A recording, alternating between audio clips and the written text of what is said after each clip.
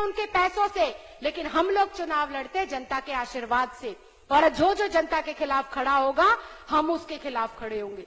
अध्यक्ष जी, सिर्फ इतना ही नहीं, लगातार आए दिन जो नए ऐतिहासिक कदम दिल्ली सरकार उठा रही है, चाहे वो हमारे श्रमिकों के लिए हो जो हमने वेजेस बढ़ाए, गेस्ट टीचर्स के लिए हो जो हमने अभूतपूर्व उनकी सैलरी में बढ़ोतरी करी है, चाहे वो बुजुर्गों की पेंशन का मामला हो, चाहे वो हेल्थ सेक्टर में तमाम तरीके के टेस्ट ऑपरेशन फ्री करने का मामला हो, बेसिक एजुकेशन से लेकर हायर एजुकेशन में नए नए इतिहास रचने का मामला हो, ये तभी संभव हो सकता है जब आपकी नेतृत्व क्षमता में ईमानदारी झलकती हो।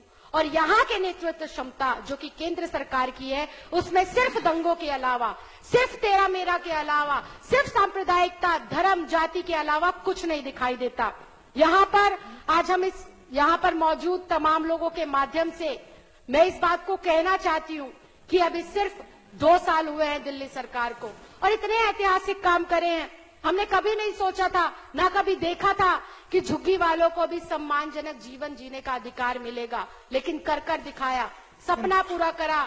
नारा लेकर आए थे कि जहां झुग्गी होगी वहीं मकान होंगे, और इस सपने को पूरा करते हुए हमने देखा कि 7,000 झुग्गी वासियों को अभी तक पक्के मकान माननीय वित्त मंत्री जी के माध्यम से मिल चुके हैं। अध्यक्ष जी, 2 बड़ी बात, एक तो ये कि अभी इन्होंने लंदन वाला बयान बोला। मैं कहती हूँ कि 3 साल पहले माननीय प्रधानमंत्री जी ने कहा था कि वो काशी को टोक्यो बना देंगे। आज का ये नव भारत का लेख है, क्या काशी बन पाया टोक्यो? आप पर प्रश्न चिन्ह खड़ा होता है। एक प्रधानमंत्री ने प्रधानमंत्री पद की गरिमा को किस तरह से तार तार करा है। बेहद दुख होता है कि वो जाकर बनारस में इस चीज के लिए रैली कर रहे हैं कि मुख्यमंत्री कौन बनेगा। शर्म आनी चाहिए। पिछले 72 घंटे से देश का प्रधानमंत्री, देश के सभी केंद्रीय मंत्री, देश के सभी सांसद बनारस में डेरा डालकर पड़े हैं और दिल्ली को सूना छोड़ा हुआ है। शर्म आनी चाहिए, शर्म आनी चाहिए अध्यक्ष जी इन लोगों को। ये क्या करते हैं? राखी जी, क्या करते कंक्लूड करिए। राखी जी, कंक्लूड करिए इसको प्लीज। नहीं, सरकार का ही काम बता रहे हैं, सरकार का ही, दोनों सरकारों के काम बता रहे हैं। मिर्ची क्यों लग रही है आपको? क्यों मिर्ची लग रही है? सच्चाई बर्दाश्त नहीं होती, सच्चाई बर्दाश्त नहीं होती। अपने कुकर्म सुने नहीं जा रहे आपसे, कुकर्म सुने नहीं जा रहे केंद्र सरकार के कि किस तरह से कुकर्म कर रखे हैं, देश का सत्यानाश कर रखा है। आज छात्र दुखी है, सारी महिलाएं पीड़ित है, किसान दुखी है, दलित दुखी है, मजदूर दुखी है। क्या करना क्या चाहते हैं आप? देश को बर्बाद करके छोड़ेंगे क्या? चाहते क्या है आप लोग? आपसे अपने काम तो संभलते नहीं है और दूसरे के काम में रोड़ा उड़ाएंगे, आप अड़ंगा उड़ाएंगे। आपने क्या कर दिया 3 सालों में, जरा बताइए ना हम लोगों को। और एमसीडी में 10 सालों में क्या कर दिया? देश का बेड़ा गर्क कर दिया, दिल्ली का बेड़ा गर्क कर दिया। और अगर कोई सरकार काम करना चाहती है, स्वास्थ्य सेवाएं देना चाहती है, बेहतर शिक्षा देना चाहती है, बेहतर वातावरण देना चाहती है, तो आप अड़ंगे उड़ाएंगे। शर्म नहीं आती आप लोगों को? क्या चाहते क्या आप लोग हैं? जब दिल्ली के हम लोग जाए पंजाब में प्रचार करने तो दिल्ली से हम लोग भगोड़े हो गए, और आज केंद्र के सभी मंत्री, केंद्र का प्रधानमंत्री भगोड़ा नहीं है क्या? आज प्रधानमंत्री भगोड़ा नहीं है? वो 3 दिन से पड़ा है बनारस के अंदर, उसे शर्म नहीं आती है? वो बनारस में चुनाव लड़वाने गए, उसे दिल्ली जनता ने दिया था देश सुधारने का मैंडेट, या उसे बनारस में चुनाव लड़ने का कॉन्ट्रैक्ट दिया था। 3 साल में अगर वो 3 काम भी कर देते ना, तो आज उन्हें इतना बड़ा जो है, उन्हें आज इतना बड़ा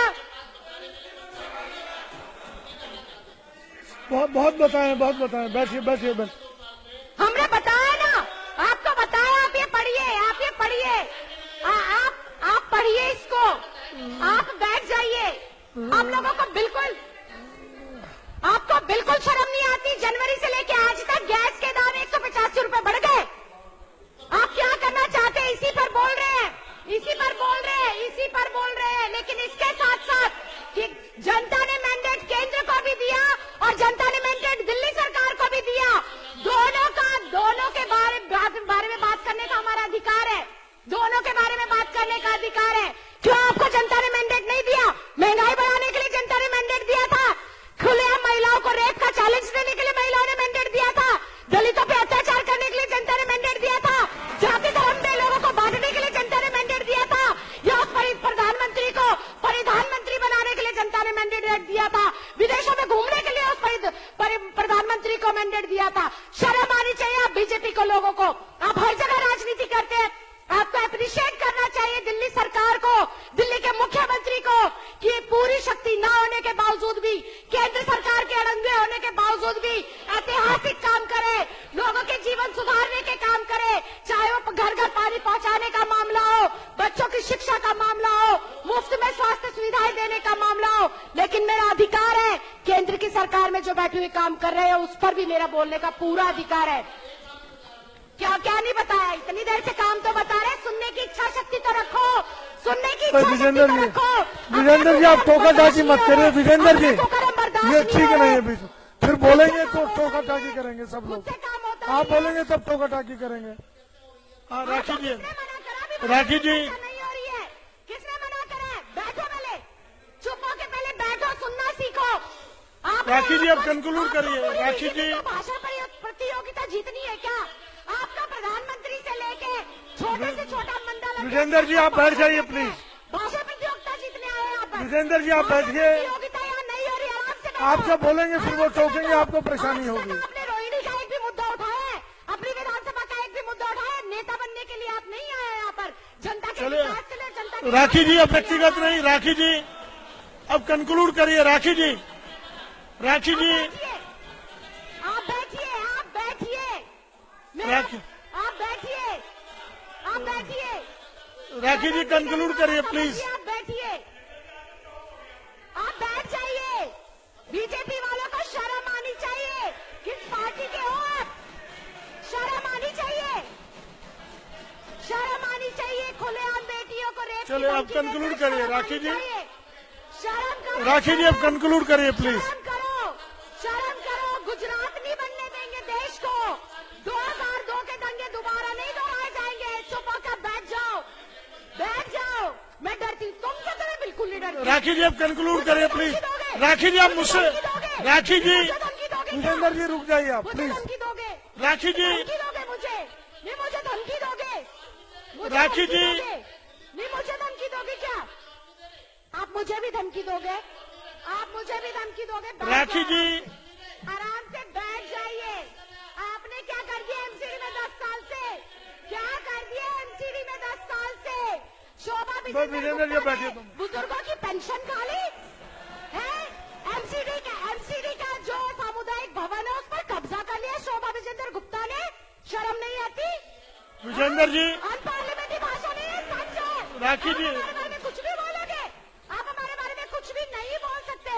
हमारे पास ऑन रिकॉर्ड है, आपके नेता बच्चों की तरह तस्करी लिप्त पाए जाते हैं। टाइम्स ऑफ इंडिया की खबर है, 1 मार्च की खबर है, 1 मार्च। राखी जी अब बैठिए आप प्लीज। आप बैठिए, राखी जी, बैठिए, बैठिए, राखी जी बैठिए। अब कंक्लूड करिए। राखी जी आप लोग शर्म कीजिए, जो खुलेआम आपके मैं मीडिया विजेंद्र जी अब 2 मिनट रुक जाओ। मैं एजेंट है, बीजेपी बैठिए। के मीडिया सेल के लोग राजेंद्र जी बैठ, एजेंट है। बैठ जाइए आप, राखी जी अब बैठिए प्लीज। आप उन्हें बिठाइए। नहीं नहीं आप बैठिए, अब कंक्लूड करिए इसको प्लीज, बहुत हो गया। बैठिए राखी जी, कंक्लूड करिए आप। आपके विजय ज्वाली पर अभी गुड़गांव में एक एमएलए पर लगाया राखी जी, और विजेंद्र क्या जी। कर लिया आप लोगों ने? शर्म आनी चाहिए। महिला विरोधी, दलित विरोधी, छात्र विरोधी, किसान विरोधी, मजदूर विरोधी, आप विरोधी लोगों देश का सत्यानाश करने पर तुल गए हो। आपको शर्म आनी चाहिए। देश आज माथा पीट पीट कर रो रहा है कि किनको बिठा दिया हमने, ये तो हमारा खून चूस लेंगे और अगर इनके हिसाब से काम नहीं करेंगे तो दंगे करवा देंगे, जैसे गुजरात में 2002 में करवाए थे। खुद का इनका राखी अध्यक्ष जी, कर नहीं पा रहे और वो राखी नेता जी, ज्ञान बताओ। प्लीज अब कंक्लूड करिए। के सम्मान पे अध्यक्ष जी, बस मैं इतना ही कहना चाहती हूँ, उन्होंने मेरा बहुत टाइम खराब करा है। इन्हें बैठिए। अध्यक्ष जी, बस मैं यही कहना चाहती हूँ कि मैं अपनी ओर से, अपनी क्षेत्र की जनता की ओर से, जहां का मैं प्रतिनिधित्व करती हूँ, और सभी हमारे विधायक साथियों की ओर से, हमारी जो दिल्ली की सरकार है जिसका नेतृत्व श्री अरविंद केजरीवाल जी करे, उन्हें बहुत बहुत दिल से धन्यवाद। शब्द कम है कि उन्होंने मानवता के लिए, पिछड़े हुए लोगों के लिए, गरीब बेसहारा लोगों के लिए पिछले 2 सालों में जिस तरह से ऐतिहासिक काम करे हैं, जनहित के काम करे हैं, उसे हम लोग सलाम करते हैं और दिल से धन्यवाद देते हैं। और ये नारा जो हम लेकर आए थे 5 साल केजरीवाल, ये आज लग रहा है सही दिशा में बढ़ता हुआ नजर आ रहा है। लाख अड़ंगों के बाद, लाख दबाव के बाद, लाख सीबीआई की रेडों के बाद हम रुके नहीं, हम थके नहीं, आगे बढ़ते गए जनहित में काम करने के लिए। आपने मुझे बोलने का मौका दिया, बहुत बहुत धन्यवाद। पुनः हमारी पूरी कैबिनेट को, हमारे मुख्यमंत्री को, हमारे तमाम विधायकों को आपके 2 साल पूरे होने पर, इतना शानदार काम करने पर बहुत बहुत धन्यवाद। जय हिंद, जय भारत। विजेंद्र जी, आपकी ओर से नाम नहीं आया मेरे पास अभी कोई भी। चर्चा में भाग लेना है नहीं तो मैं बुलाया भाई, तो आपने नाम तो नहीं दिया अभी तक। आप भूल गए नाम देना।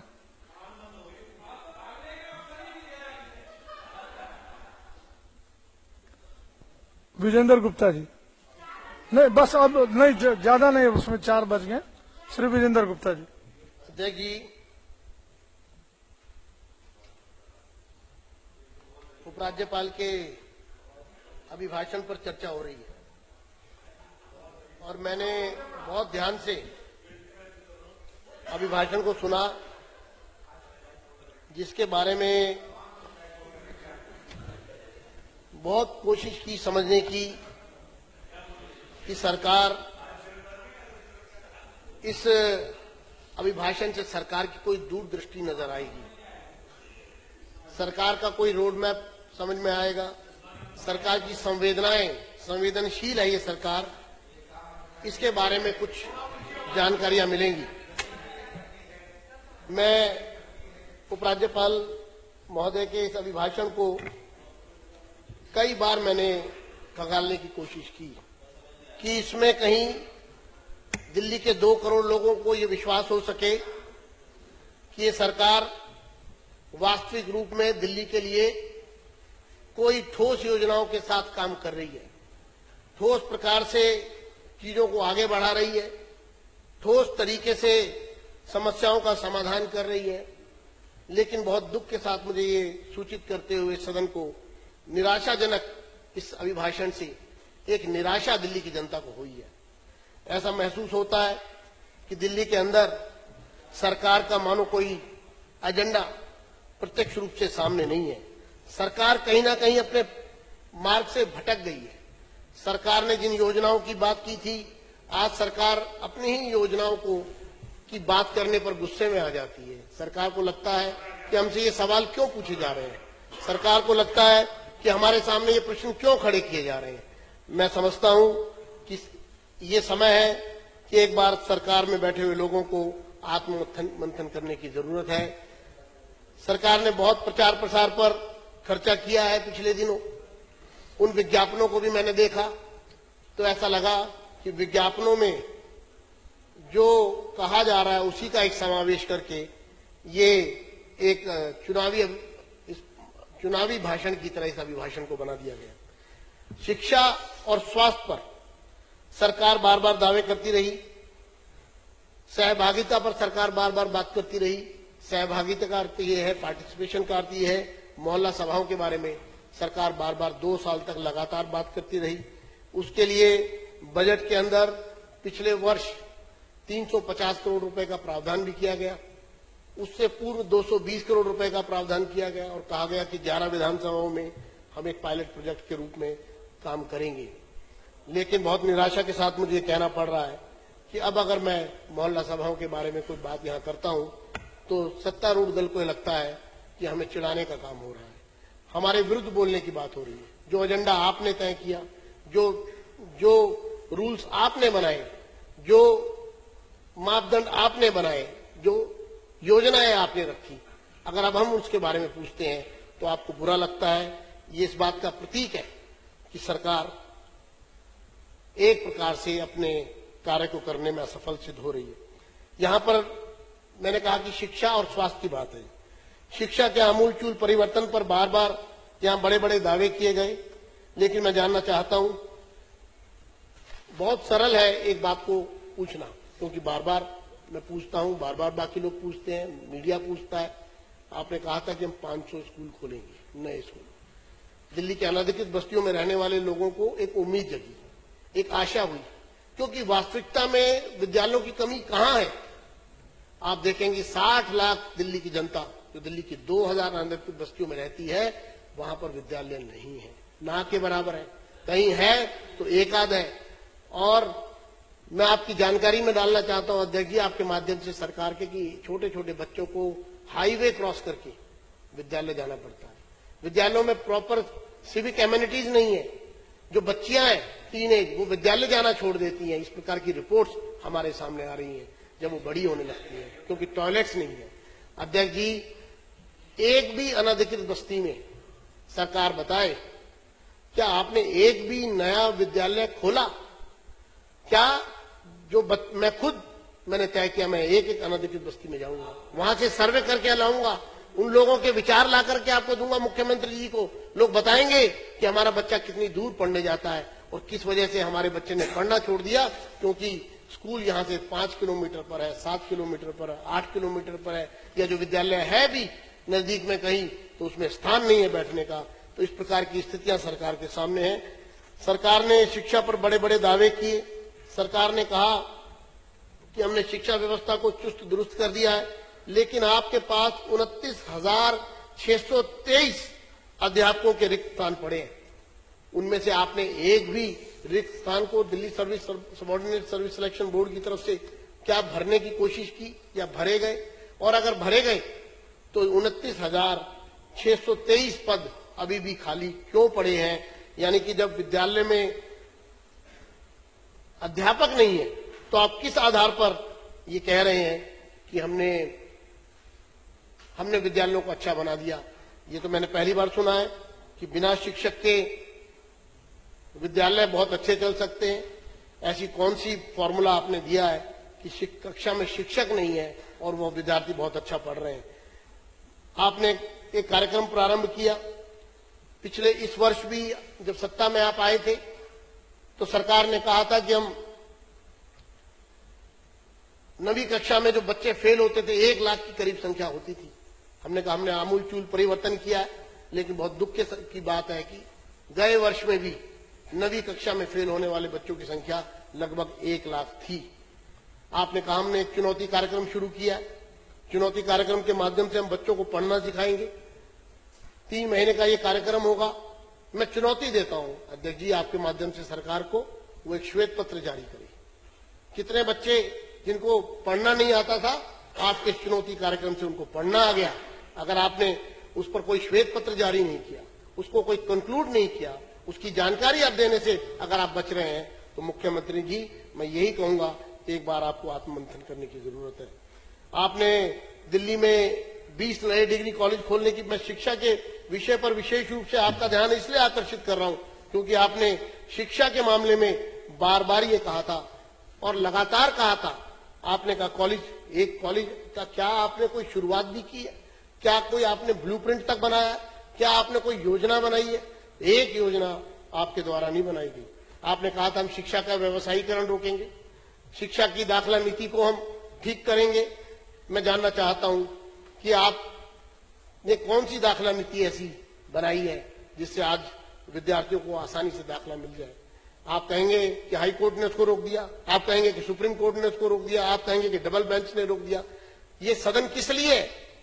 ये सदन यहां सिर्फ राजनीतिक आरोप प्रत्यारोप करने के लिए नहीं है, या ये सदन गरिमा से नीचे की बात करने के लिए नहीं है। और मुख्यमंत्री जी के सामने जब सदन के अंदर गिरी हुई एक गरिमा से नीचे की बात यहां होती है और मुख्यमंत्री जी का ऐसा महसूस होता है हमको कि जैसे कहीं ना कहीं उनकी शय पर ये सब हो रहा है, तो दुख होता है कि अरविंद केजरीवाल जी, जिनसे लोगों को बड़ी उम्मीद थी, वो अगर इस सदन के अंदर अपने सदस्यों को इस चीज के लिए उकसा रहे हैं कि दूसरे की बेइज्जती करो, दूसरों के लिए अपशब्द कहो और शाबाशी मिलेगी, और सदस्यों के मन में भी आ जाए कि अगर मुख्यमंत्री जी बैठे हैं तो मैं नंबर प्राप्त कर लूं अपशब्द बोल के, तो मैं मुख्यमंत्री जी को कहूंगा इस बारे में भी जरूर आप आत्ममंथन करें, क्योंकि आपकी मौजूदगी में अगर यहाँ अपशब्द कहे जाते हैं तो विपक्ष को भी इस पर दुख होता है कि हम आपसे ये अपेक्षा नहीं करते। आप एक नेता हैं, आपने एक नई राह दिखाने की कोशिश की है, आपने नए रास्ते बनाने की कोशिश की है। आपसे दिल्ली की जनता ये उम्मीद नहीं करती कि आपके सदस्य इस तरह की हल्की भाषा का प्रयोग करें और आप उस पर सिर्फ मुस्कुराकर ऐसा महसूस कराएं कि हाँ बहुत अच्छा कर रहे हो।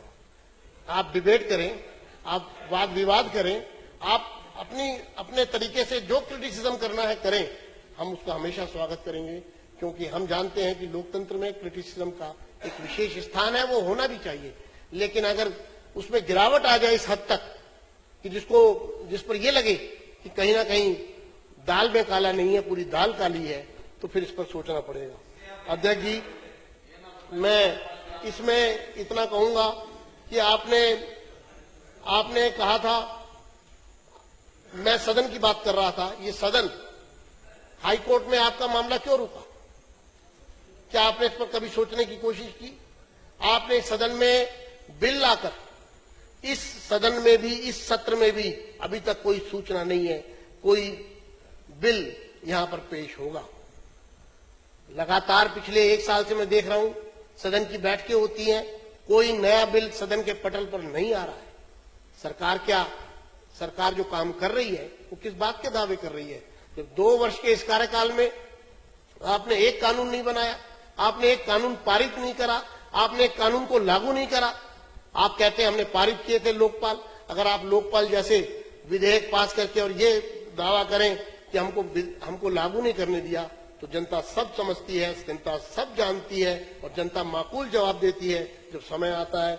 इसलिए अभी तक आपको सब सकारात्मक नजर आता है, लेकिन जब नकारात्मक सामने आना प्रारंभ होगा तो शायद आप भी उसको संभाल नहीं पाएंगे। इसलिए मैं आपको एक मित्र के रूप में भी, चाहे मैं आपका क्रिटिक हूं, आपका विरोधी हूं, विरोधी पक्ष का हूं, मैं आपको एक सलाह देता हूं कि एक सकारात्मक दृष्टिकोण से सोचना शुरू कीजिए और जो जहां कमियां हैं उनको पूरा करने के लिए आप निश्चित रूप से इस बात को एडमिट करते हुए आगे का कोई नया रास्ता दिखाएंगे, ऐसी हम उम्मीद करते हैं सदन के सामने। अध्यक्ष जी, आपने स्वास्थ्य सेवाओं के बारे में बात की।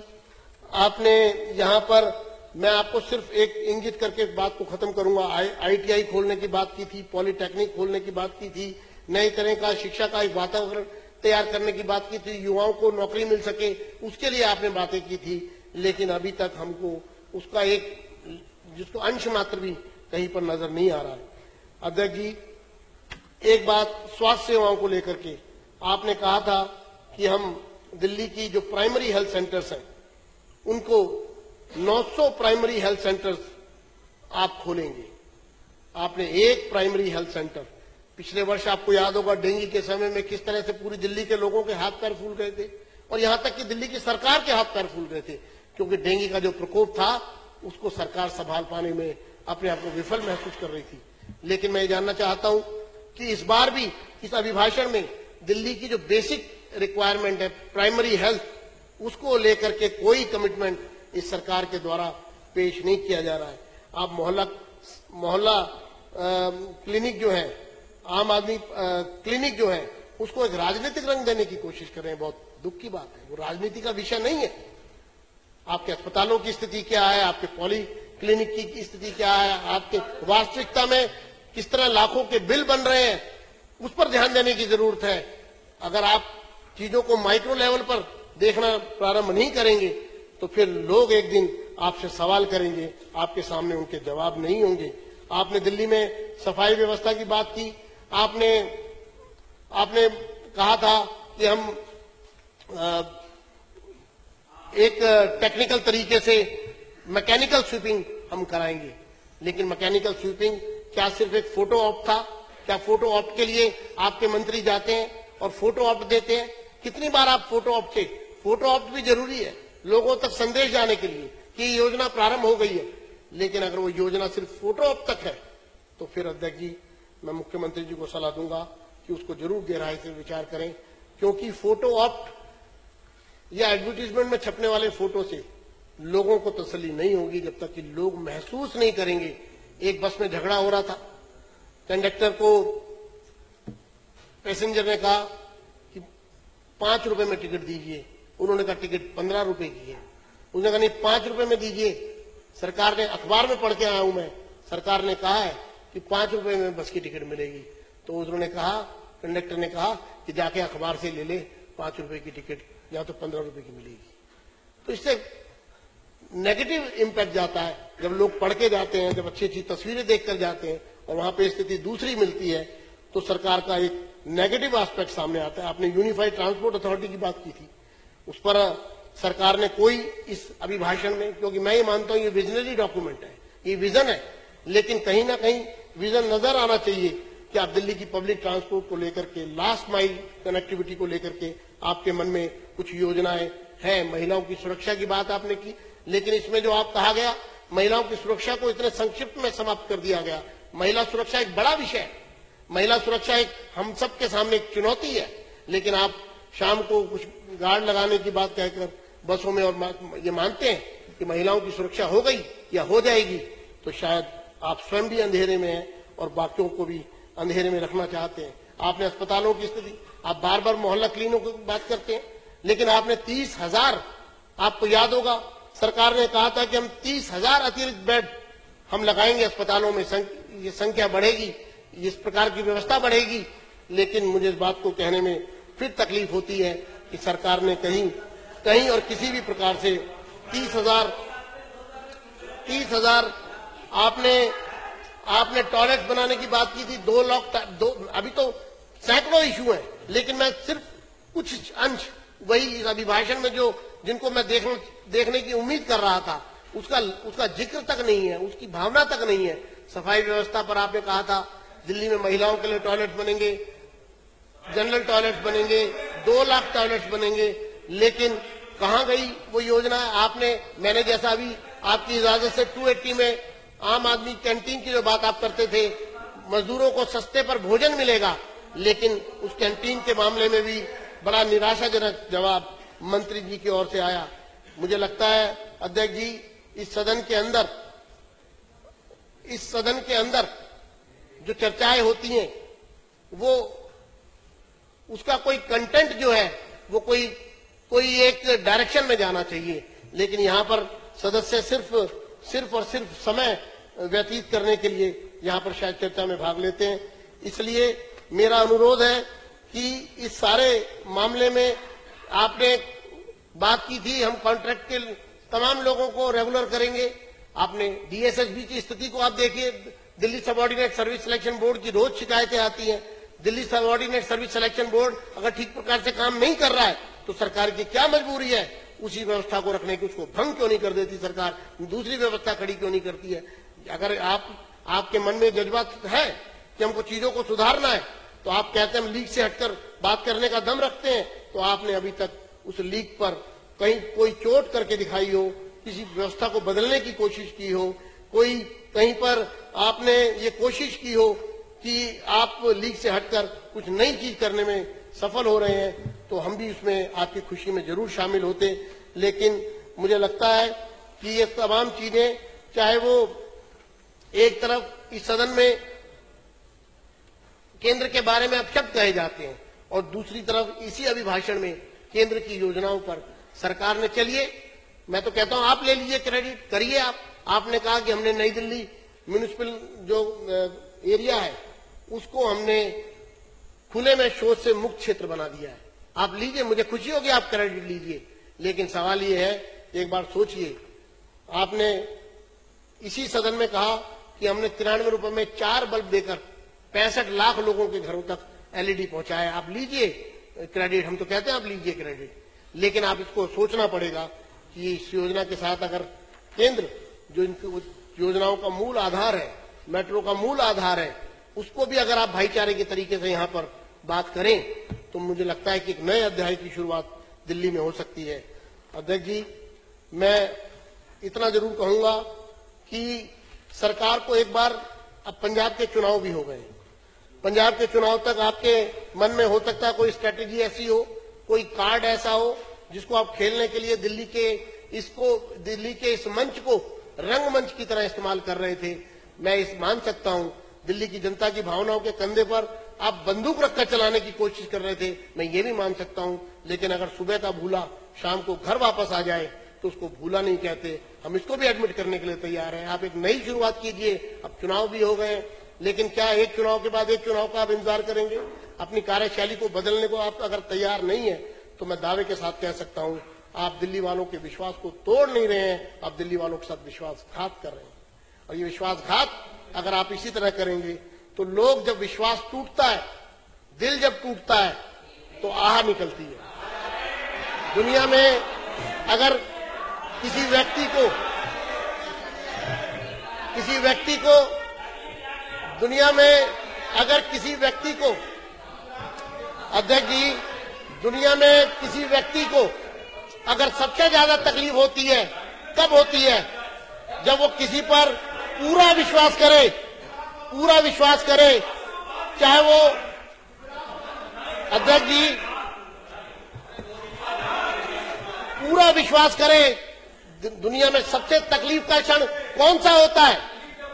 वो क्षण कौन सा होता है? सब अपने दिल पर हाथ रख के बैठे हो, जरूर आपने कभी ना कभी दिल दिया होगा, ये मान करके चलिए। आप सुनिए अध्यक्ष जी, अब कंक्लूड करिए वीरेंद्र जी, कंक्लूड करिए। दिल टूटता है, जब विश्वास टूटता है, कंक्लूड करिए तो प्लीज। कहते हैं विश्वासघात, और वो क्षण व्यक्ति कभी नहीं भूलता। आज दिल्ली के लोगों के मन में ये भाव आ रहा है कि हमने दिल दिया था, हमने विश्वास किया था, लेकिन आज हमारे साथ विश्वासघात हो रहा है। फिर आप ये मत कहिए ये मोदी के नारे लगाने वाले कहां से आ गए? ये जनता है, और ये जनता कंक्लूड करिए इसलिए आप कहां तक कहोगे मोदी के नारे लगाने वाले कहां से आ गए? ये तो आएंगे और बढ़ेंगे, आपने अगर अपनी कार्यशैली को परिवर्तित नहीं किया। अभी मैं, मुख्यमंत्री जी आप यहाँ थे नहीं, अध्यक्ष जी आपके माध्यम से मैं कहना चाहता हूँ, आपने दिल्ली फायर सर्विस, मैं भी गया था हरिओम जी के घर, स्वर्गीय हरिओम जी के घर, आप भी गए थे, आपने भी पूरी स्थिति को जाना, आपने भी समझा। आज उस पर हमने ध्यान आकर्षण प्रस्ताव लगाया। हम चाहते थे सदन में एक सकारात्मक चर्चा हो, दिल्ली फायर सर्विस की स्थिति में सुधार होना चाहिए, बदलाव होना चाहिए, उसका क्रेडिट आपको मिले, हम उसके लिए भी आपके साथ खड़े हैं। लेकिन आज 1800 कर्मचारी हैं दिल्ली फायर सर्विस के, जिनके मन टूट गए हैं, जिनका हौसला टूट गया है, क्योंकि हर दूसरे साल ऐसी घटनाएं दिल्ली में हो रही हैं, जिसमें डिप्टी सीएफओ की मृत्यु हुई, 7 फायरमैन उनके साथ मरे, पब्लिक के लोग मरे। उसके बाद नरेला में घटना हुई, 2 फायरमैन मरे। फिर अभी पिछले हफ्ते विकासपुरी में घटना हुई, 2 फायरमैन मरे। उनके पास मामूली चीजें, फावड़े तक नहीं है, उनके पास कुदाल तक नहीं है, उनके पास हुक तक नहीं है, गाड़ियों में पंप नहीं लगे हुए जिससे पानी वो खींच सके। क्या ये चर्चा ये आवश्यक नहीं थी? क्या ये चर्चा हम मिलकर के सकारात्मक रूप से नहीं कर सकते थे? ठीक है, विपक्ष आरोप लगाएगा, सरकार को खींचेगा, सरकार का ध्यान आकर्षित करेगा, लेकिन सरकार को ये समझना चाहिए कि विपक्ष अपनी भूमिका कर रहा है। आप यहां पर, फर्ज ये बनता है सरकार का कि आप यहां पर आज रिपोर्ट पेश करते। आपने जो कहा था पिछले दिनों में, जो न्यूज के माध्यम से कहा, जो आपने वहां जाकर के कहा, आप यहां कहते कि मैं उन जो लोग मरे हैं उनके बारे में सोच करके और इस फायर सर्विस के पूरे सिस्टम को बदलने के लिए, आमूलचूल परिवर्तन के लिए ये सरकार सामने आई है। लेकिन बड़ा ही दुख का विषय है, बहुत ही हैरानी का विषय है कि चर्चा तक नहीं होने दी गई। ध्यान आकर्षित किया गया, आकर्षित प्रस्ताव यहां लाया गया, उस पर मंत्री जवाब देने को तैयार नहीं है। क्या दिल्ली फायर सर्विस जो 100% आपके अधिकार क्षेत्र का मामला है, आपने सिर्फ इसलिए चर्चा नहीं करवाई कि इसमें हमारे पास कोई बहाना नहीं है, हमारे पास इसमें कोई एक्सक्यूज नहीं है? अरे एक्सक्यूज होना जरूरी नहीं है, लेकिन एक नई शुरुआत करिए और नई शुरुआत के साथ दिल्ली की जनता का भला करिए। मैं इतना कहा कि अपनी बात को समाप्त करूंगा। धन्यवाद।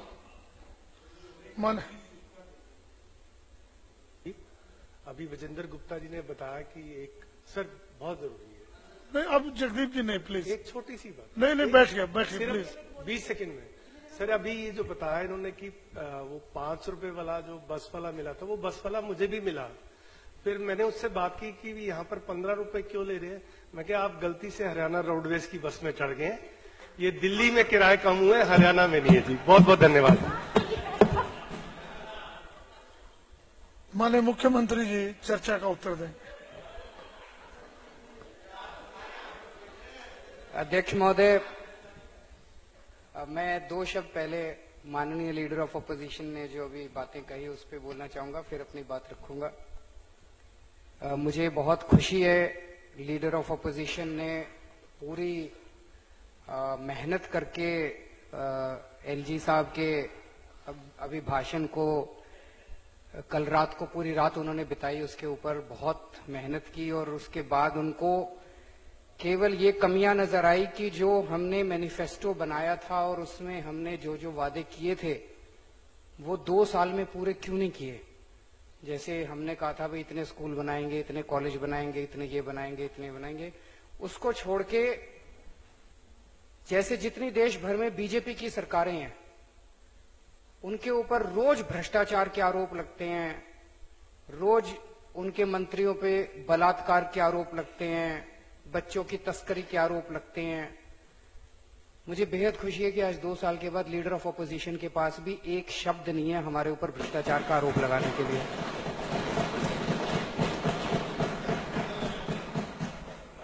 पूरी मेहनत के बाद उनको ये नजर आया। मैं उनको कहना चाहता हूं कि जैसे अमित शाह जी ने कहा था कि मैनिफेस्टो तो चुनाव के पहले जुमला होता है, हम मैनिफेस्टो को जुमला नहीं मानते, हम उसको गीता बाइबल मानते हैं और मैनिफेस्टो में लिखी हुई एक एक बात 5 साल के अंदर पूरी करके दिखाएंगे। ये मैं आपको आश्वासन देता हूं, दिल्ली की जनता को आश्वासन देता हूं।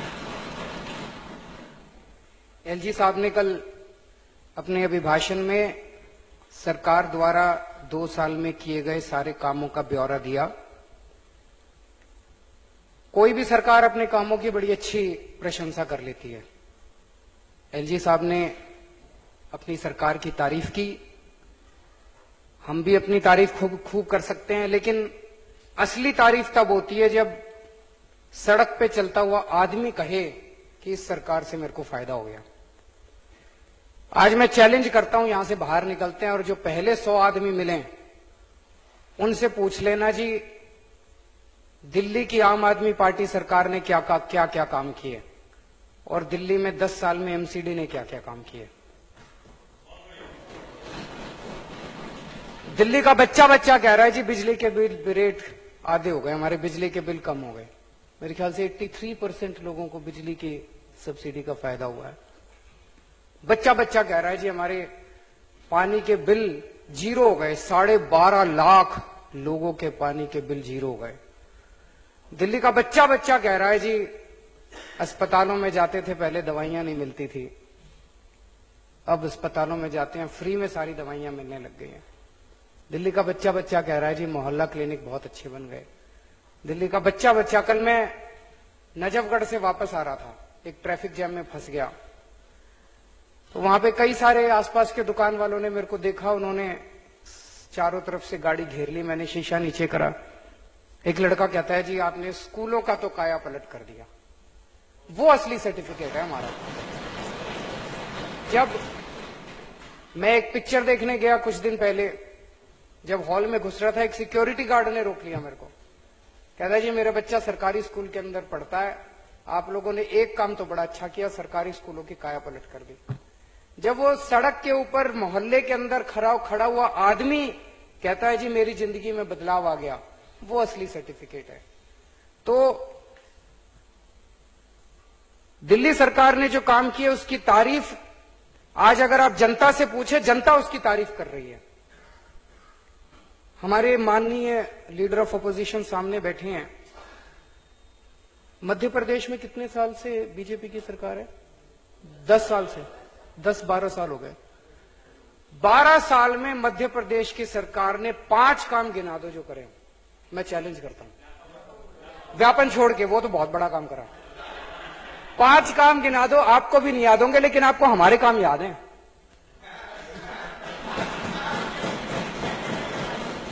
छत्तीसगढ़ की सरकार ने 15 साल हो गए, 17 साल हो गए, छत्तीसगढ़ की सरकार ने 5 काम करे हो, गिना दो मेरे को, मैं चैलेंज करता हूं।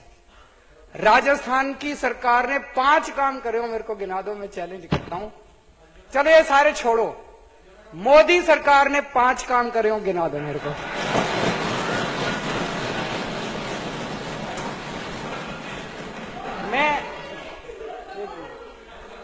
मैं आपको दोष नहीं देता, मोदी जी को भी नहीं पता कि 5 क्या काम करें। उनके उत्तर प्रदेश में अभी गए हैं, जितने भाषण उन्होंने करे मैंने सारे उनके भाषण सुने, एक भी काम उन्होंने नहीं गिनाया कि मैंने 3 साल 2.5 साल हो गए उनको, 3 साल हो गए कि मैंने 3 साल में ये काम करा इसलिए मेरे को वोट दो। एक काम नहीं गिनाया। मैं भी पंजाब गया था अभी, मैंने भी पंजाब के अंदर वोट मांगे थे। मैंने कहा था दिल्ली में हमने ये काम करे, पंजाब में भी ये काम करके दिखाएंगे। हमने काम के आधार पे वोट मांगे। प्रधानमंत्री जी ने शमशान घाट के नाम पे वोट मांगे। एमसीडी में 10 साल हो गए आपको, एमसीडी में एक काम बता दो जो आपने करा हो पिछले 10 साल के अंदर, एक काम कराओ जो जनता कह दे कि काम करा एमसीडी में। बैठो बैठो बैठो, नोट कर लो, उसके बाद बता देना, उसके बाद बता देना। अब मैं आपको थोड़ा सा कंपेयर करके बताना चाहता हूं। दिल्ली में लगभग हमने सबसे सस्ती बिजली करके दिखा दी। आपको याद होगा शीला दीक्षित का जमाना, हर साल बिजली के रेट बढ़ा करते थे, हर साल बिजली के रेट बढ़ा करते थे, लोग कितने दुखी थे। 2 साल के अंदर हमने बिजली के रेट नहीं बढ़ने दिए। आज अगर आप 400 यूनिट बिजली की खपत करते हो दिल्ली में अपने घर में, तो दिल्ली में बिजली का बिल आता है 1370 रुपए। और अगर आप गुजरात में बीजेपी की सरकार है, किससे 89 से है, कितने साल हो गए, 28 साल से बीजेपी की सरकार है। गुजरात में अगर आप 400 यूनिट बिजली खपत करते हो अपने घर में, तो बिल आता है 2700 रुपए। दिल्ली में कितना आता है, 1370, और बीजेपी के गुजरात में आता है 2700 रुपए। महाराष्ट्र में किसकी सरकार है, बीजेपी की। बंबई में अगर आप 400 यूनिट बिजली इस्तेमाल करते हो तो आपका बिल आता है 4000 रुपए। दिल्ली में कितना आता है, 1370, बंबई में आता है 4000 रुपए। तो दिल्ली वालों ने काम तो करके दिखाया, दिल्ली की सरकार ने। कर्नाटक में कांग्रेस की सरकार है, बंगलोर में अगर आप 400 यूनिट बिजली इस्तेमाल करते हो तो आपका बिजली का बिल आता है 2600 रुपए। पूरे देश में सबसे सस्ती बिजली करके दिखा दी हम लोगों ने। पहले कहा करते इनको गवर्नेंस नहीं आती, गवर्नेंस हमसे सीखो। अब 8000 नए क्लासरूम बनाए। एक स्कूल के अंदर लगभग 40 के करीब क्लासरूम होते हैं।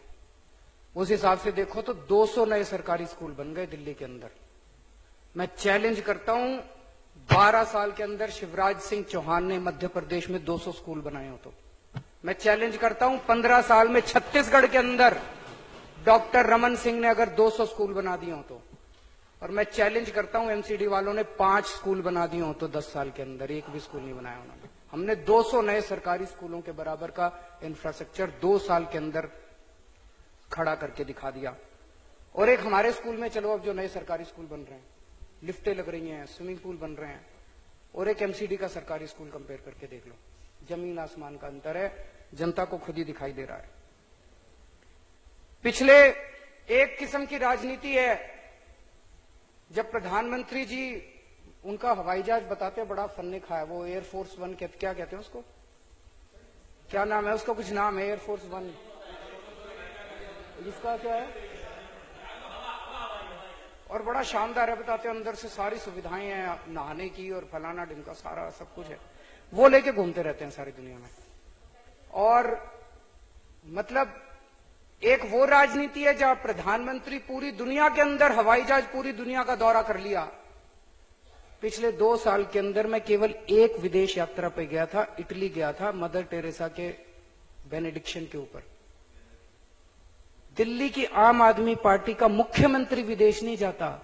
दिल्ली की आम आदमी पार्टी की सरकार के अंदर प्रिंसिपल फॉरेन जाते हैं, हार्वर्ड जाते हैं, कैम्ब्रिज जाते हैं, ट्रेनिंग करने के लिए जाते हैं। मैं विदेशों में नहीं घूमता, अपने प्रिंसिपलों को भेजता हूं ट्रेनिंग करने के लिए विदेशों के अंदर। और उस सारी इतनी सारी प्रधानमंत्री जी ने विदेश यात्राएं करी, और पूरी दुनिया के अंदर आज देश की थू-थू हो रही है नोटबंदी के बाद। सारे लोग, पूरी दुनिया के लोग कह रहे हैं कि क्या प्रधानमंत्री है, क्या इसने नोटबंदी करी, पूरी दुनिया में थू-थू हो रही है। और आज मैं एक भी देश में नहीं गया और पूरी दुनिया के अंदर आम आदमी पार्टी के कामों की चर्चा हो रही है।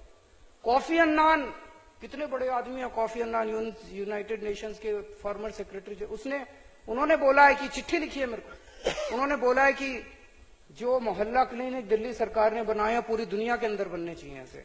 अभी सिंगापुर में आप गए थे, किसकी कॉन्फ्रेंस थी, हेल्थ, पूरी दुनिया के हेल्थ मिनिस्टर आए थे सारे देशों के, और वहां पे दूसरे हेल्थ मिनिस्टर को बोलने का मौका नहीं मिला, दिल्ली के हेल्थ मिनिस्टर को वहां पे अपनी बात रखने का मौका मिला सिंगापुर के कॉन्फ्रेंस में।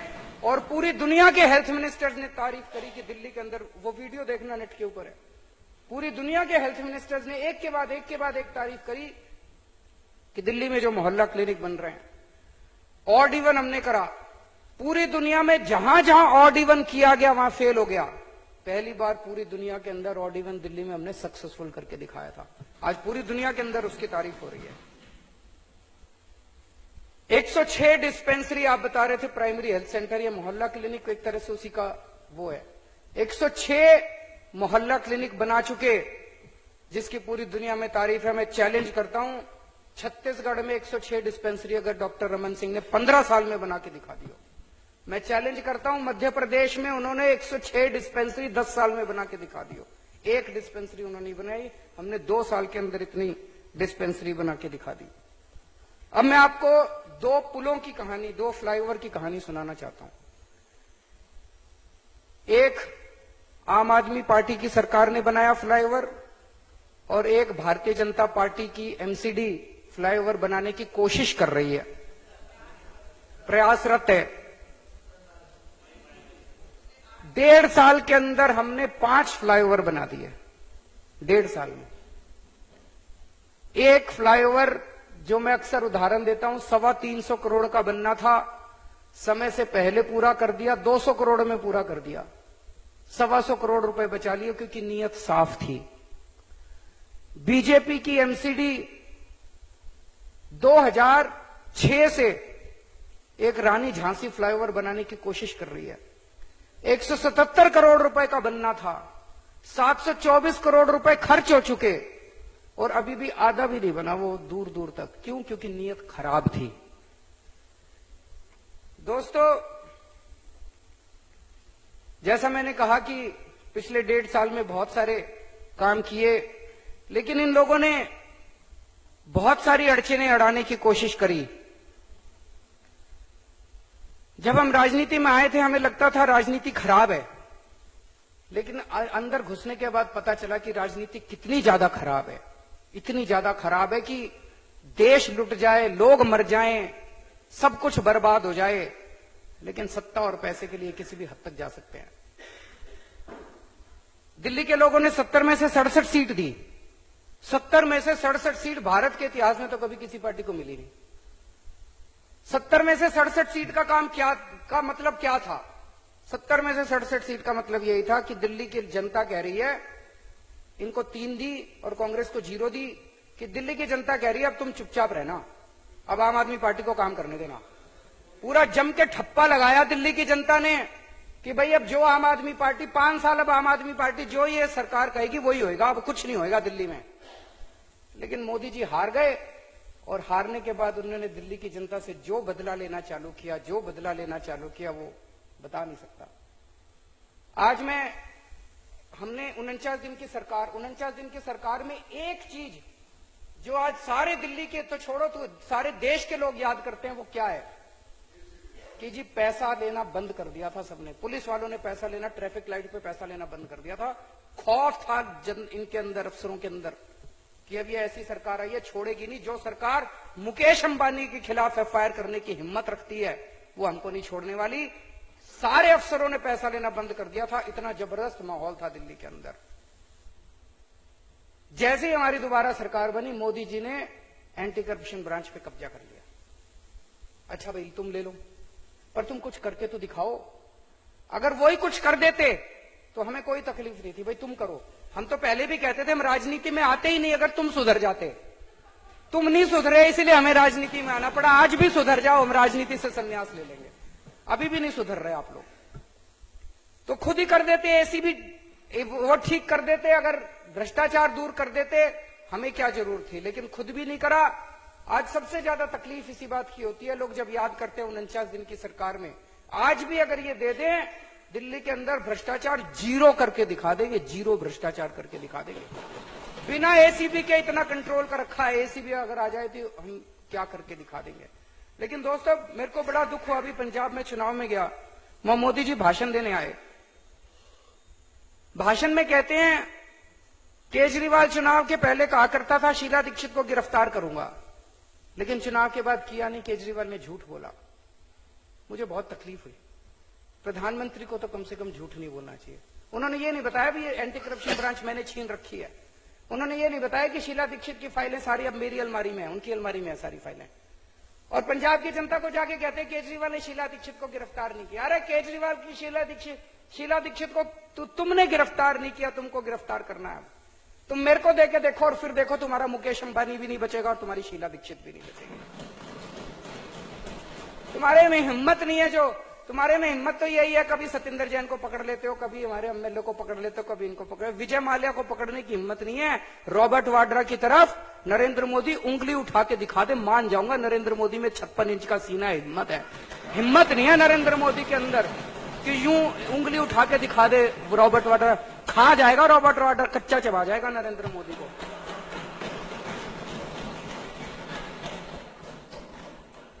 मिनिमम वेजेस की फाइल कितनी इंपॉर्टेंट फाइल थी। अगस्त के अंदर ये हो गया होता, अगस्त में आ गया था निर्णय। क्या करा, नजीब जंग साहब को फोन करा मोदी जी ने, कोई भी इनका काम मत होने दो। नजीब जंग साहब ने फाइल पे क्या लिखा, सिलेक्शन, हम लोगों ने मिनिमम वेज बोर्ड, एक कमेटी बनती है, वो कमेटी में 15 सदस्य होते हैं। कानून में लिखा है 5 सदस्य ट्रेड यूनियन के होते हैं, 5 सदस्य इंडस्ट्री वालों के होते हैं, 5 सदस्य सरकार के होते हैं। हमने उसी हिसाब से बनाई थी।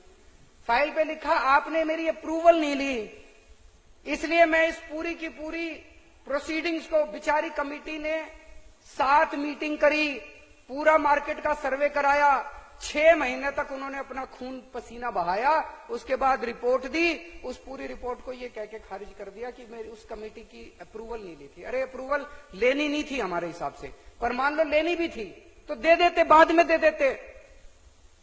कोई किसी का कुछ घस जाता अगर बाद में दे देते, कोई नजीब जंग साहब की इज्जत कम हो जाती, मोदी जी की इज्जत कम हो जाती, अगर जनता का फायदा हो जाता, क्या हो जाता, दे देते। खारिज कर दी वो। जनता से दुश्मनी ले रहे हैं। जो आदमी जनता से दुश्मनी लेता है वो कभी भी आगे तरक्की नहीं कर सकता, ये सोच लेना। लेकिन फिर हम लोगों ने भी इसको इज्जत का सवाल नहीं बनाया। हमने कहा चलो दोबारा, वो कहते दोबारा कमेटी बनाओ, वही मेंबर दोबारा बना दिए, वही फिर 7 मीटिंग करी, वही फिर सर्वे कराया। कोई किसका फायदा हुआ बताओ। अच्छा, इस पूरी मशक्कत से किसी का फायदा हुआ हो? 8 महीने खराब हो गए, बस यही हुआ। कोई मोदी जी की इज्जत में 4 चांद लग गए हो तो बता दो भाई, मिनिमम वेज 8 महीने जनता को, बेचारी जनता को और ज्यादा मिल जाते। इतना इन लोगों से लड़ लड़ के अनऑथराइज्ड कॉलोनीज, अभी अनऑथराइज्ड कॉलोनीज की बात कर रहे थे, यही करा दो। अनऑथराइज्ड कॉलोनीज को रेगुलराइज करने के लिए, पक्का, कच्ची कॉलोनियों को पक्का बनाने के लिए 1.5 साल पहले फाइल भेजी थी केंद्र में, अभी तक नहीं करके दी। कुंडली मार के बैठे हैं मोदी जी। क्यों? दिल्ली की जनता से बदला लेना है। किस किस से बदला लोगे? सारे देश से बदला लोगे क्या? बिहार में भी हार गए, दिल्ली में भी हार गए, पंजाब में भी हारोगे, उत्तर प्रदेश में भी हारोगे, सब जगह किस किस से बदला लोगे? काम करो, काम के बेसिस पे जनता वोट देती है। 1.5 साल हो गए, अब हाईकोर्ट ने फटकार लगाई है मोदी सरकार को कि क्यों बैठे हो 1.5 साल से, इसके ऊपर निर्णय लो। मैं आपको ये काम सौंपता हूं आज। पूरा सदन भाई हाथ खड़ा करके बता दो सारे मंजूर है। सारे आज विजेंद्र गुप्ता जी को ये काम सौंपते हैं कि अनऑथराइज्ड कॉलोनी, कच्ची कॉलोनी को पक्का कराने की फाइल क्लियर करा के ला दो केंद्र सरकार से। ये तो करा सकते हो।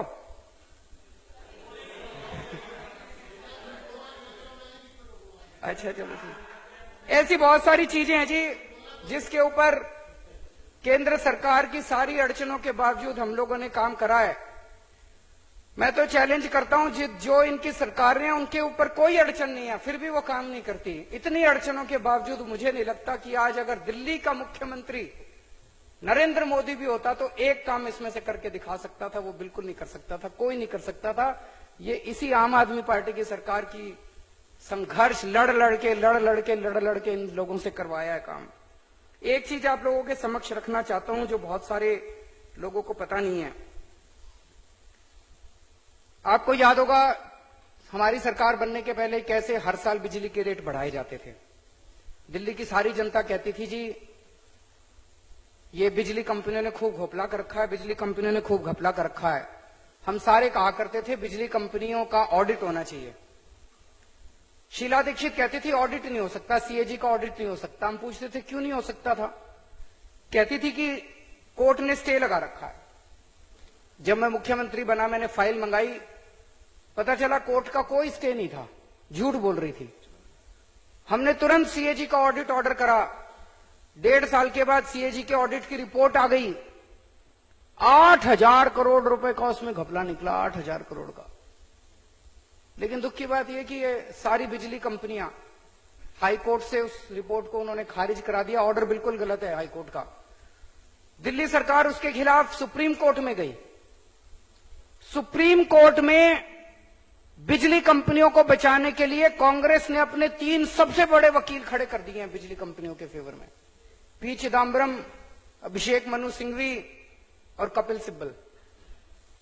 बड़ी दोस्ती है जी बिजली कंपनियों से, इतनी तकलीफ हो रही है कांग्रेस को। हम क्या कह रहे हैं सुप्रीम कोर्ट में? हम सुप्रीम कोर्ट में कह रहे हैं, हमने भी करे हैं,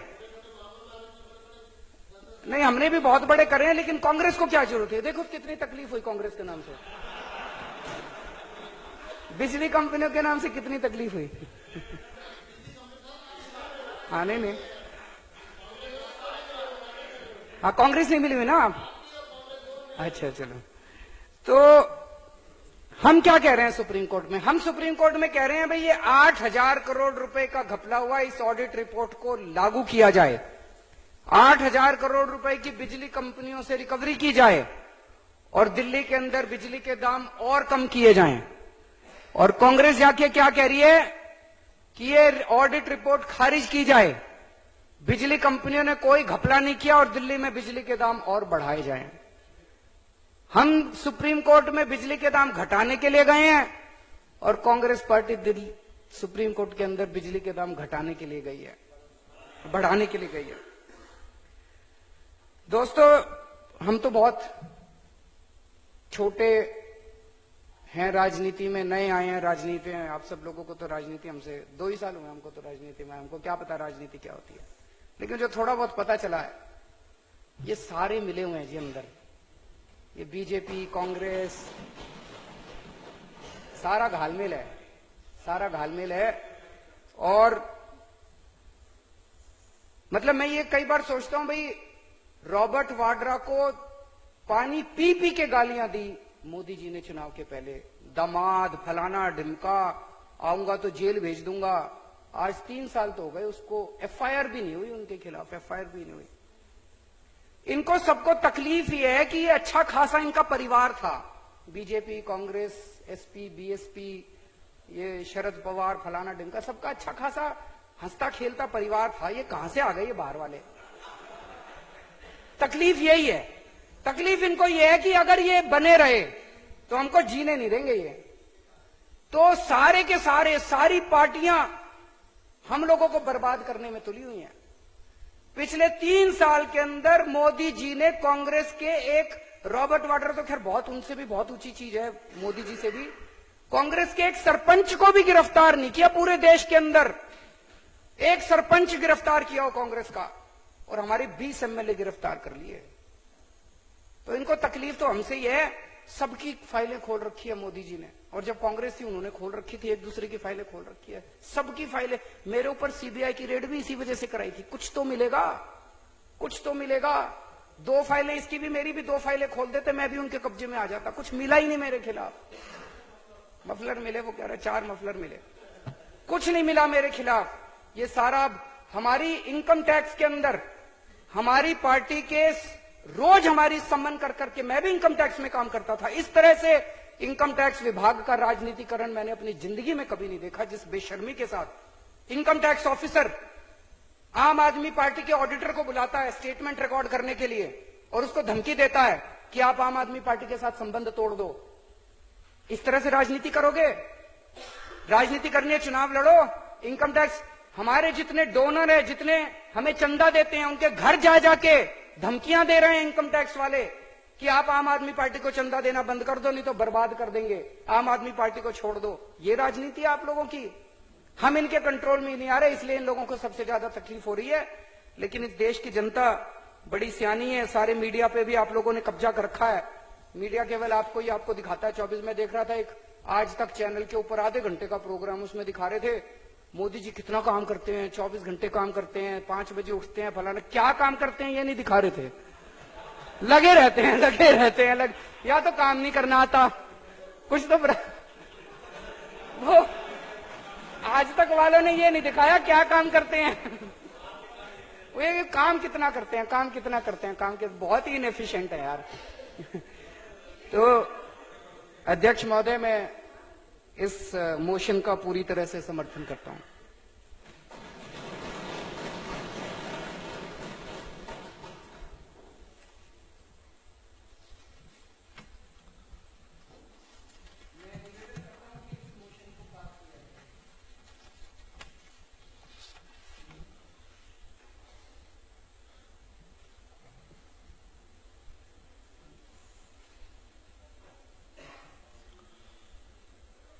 श्री कपिल मिश्रा माननीय पर्यटन मंत्री द्वारा दिनांक 6 मार्च 2017 को माननीय उपराज्यपाल महोदय के अभिभाषण पर प्रस्तुत धन्यवाद प्रस्ताव सदन के सामने है कि यह सदन उपराज्यपाल द्वारा दिनांक 6 मार्च 2017 को विधानसभा में दिए गए अभिभाषण के लिए उनके प्रति हार्दिक आभार प्रकट करता है। यह प्रस्ताव सदन के सामने है। जो इसके पक्ष में है वे हाँ कहें, जो इसके विरोध में वो ना कहें। हाँ पक्ष जीता, हाँ पक्ष जीता। प्रस्ताव पारित हुआ। माननीय उपराज्यपाल महोदय को इसकी सूचना भिजवा दी जाएगी।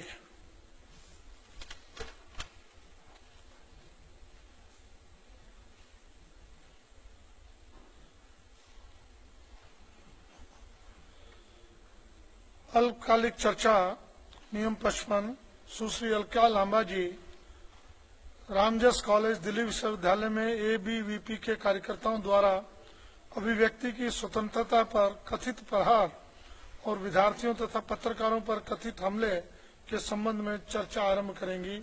अलका लांबा जी।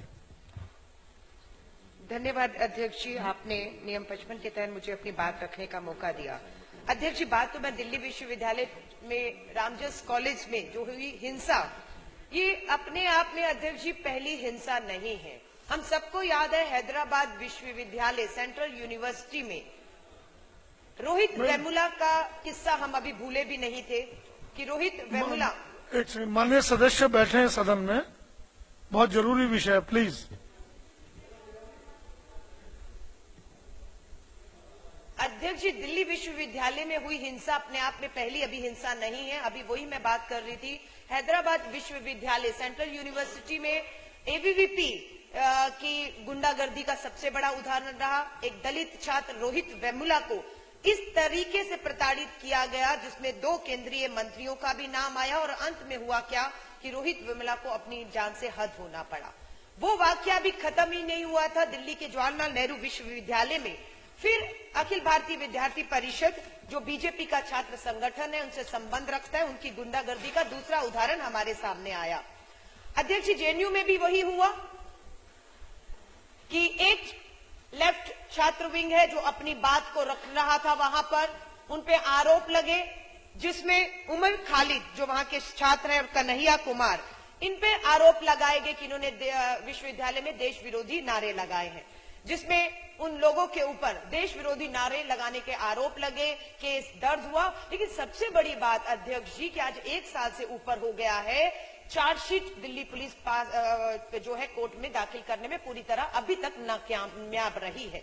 और सबसे बड़ी बात है कि जिस कन्हैया कुमार को देशद्रोही 1 साल भर कहा जाता रहा, वो वही छात्र है जो बिहार से एक गांव से एक गरीब परिवार से आता है। वो इन्हें चुनौती दे रहा था। इनकी सोच जो आरएसएस बीजेपी की सोच है, जो कट्टर इनकी सोच है, उसको चुनौती दे रहा था। उस पर चर्चा हो रही थी, लेकिन उसे देशद्रोही कहा गया, उसके ऊपर झूठा केस डाला गया। और अभी की जांच में आया है कि कन्हैया कुमार ने, जो फोरेंसिक जांच हुई उस वीडियो की ऑडियो जांच में आया कि कन्हैया कुमार को बिल्कुल बरी कर दिया गया है। उसका किसी भी तरह के देशद्रोही नारों में कोई भी किसी तरह का हाथ नहीं था। पर यह बात उठती है कि दिल्ली पुलिस 1 साल के बावजूद भी अगर सारे सबूत हैं तो चार्जशीट करने में नाकामयाब क्यों है? क्यों दिल्ली पुलिस चार्जशीट नहीं करती है? वो सब वीडियो है कि कौन लोग थे जो देशद्रोह के नारे लगा रहे थे, उनको आज तक क्यों गिरफ्तार क्यों नहीं किया गया, उनके खिलाफ कार्रवाई क्यों नहीं की गई। अब अध्यक्ष जी बात आती है दिल्ली विश्वविद्यालय के रामजस में 21 फरवरी को क्या हुआ।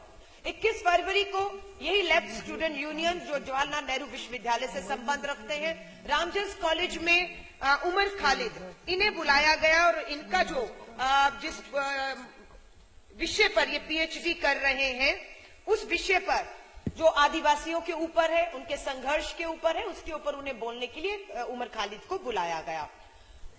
होना ये था कि उसके ऊपर बात हो उससे पहले ही एक गुट जो अखिल भारतीय विद्यार्थी परिषद से संबंध रखता है, उन्होंने कॉलेज के बाहर आके नारेबाजी शुरू कर दी और उन्होंने ये कहा कि उमर खालिद को कॉलेज से बाहर किया जाए, ये देशद्रोही हैं, ये देश के राष्ट्र विरोधी हैं, हम इन्हें बर्दाश्त नहीं करेंगे। खूब नारेबाजी हुई और जब कॉलेज प्रशासन ने जो रामजस का है, उन्होंने व्यक्ति की आजादी और जिस मुद्दे पर उमर खालिद को बुलाया गया था, आदिवासियों के मुद्दे पर बोलने से, उन्हें रोकने से मना कर दिया कि नहीं, ये बहस होगी, चर्चा होगी और उमर खालिद इस विषय के ऊपर, जो विषय था उस पर अपनी बात को रखेंगे। तो इतनी देर में पथराव शुरू हो गया। उस पथराव में पूरे कॉलेज के शीशे, खिड़कियां सब तोड़ दी गई और कुछ गुंडा तत्व, मैं कहती हूं, धक्का मुक्की करके उस डिबेट रूम के अंदर भी दाखिल हो गए और पूरी तरीके से डिबेट को उन्होंने नहीं होने दिया और उसमें काफी लोग घायल भी हुए। दिल्ली विश्वविद्यालय के इंग्लिश के प्रोफेसर जो है उसमें बहुत बुरी तरह घायल हुए और उनकी तो जांच रिपोर्ट में ये आ रहा है कि वो अभी कुछ दिनों तक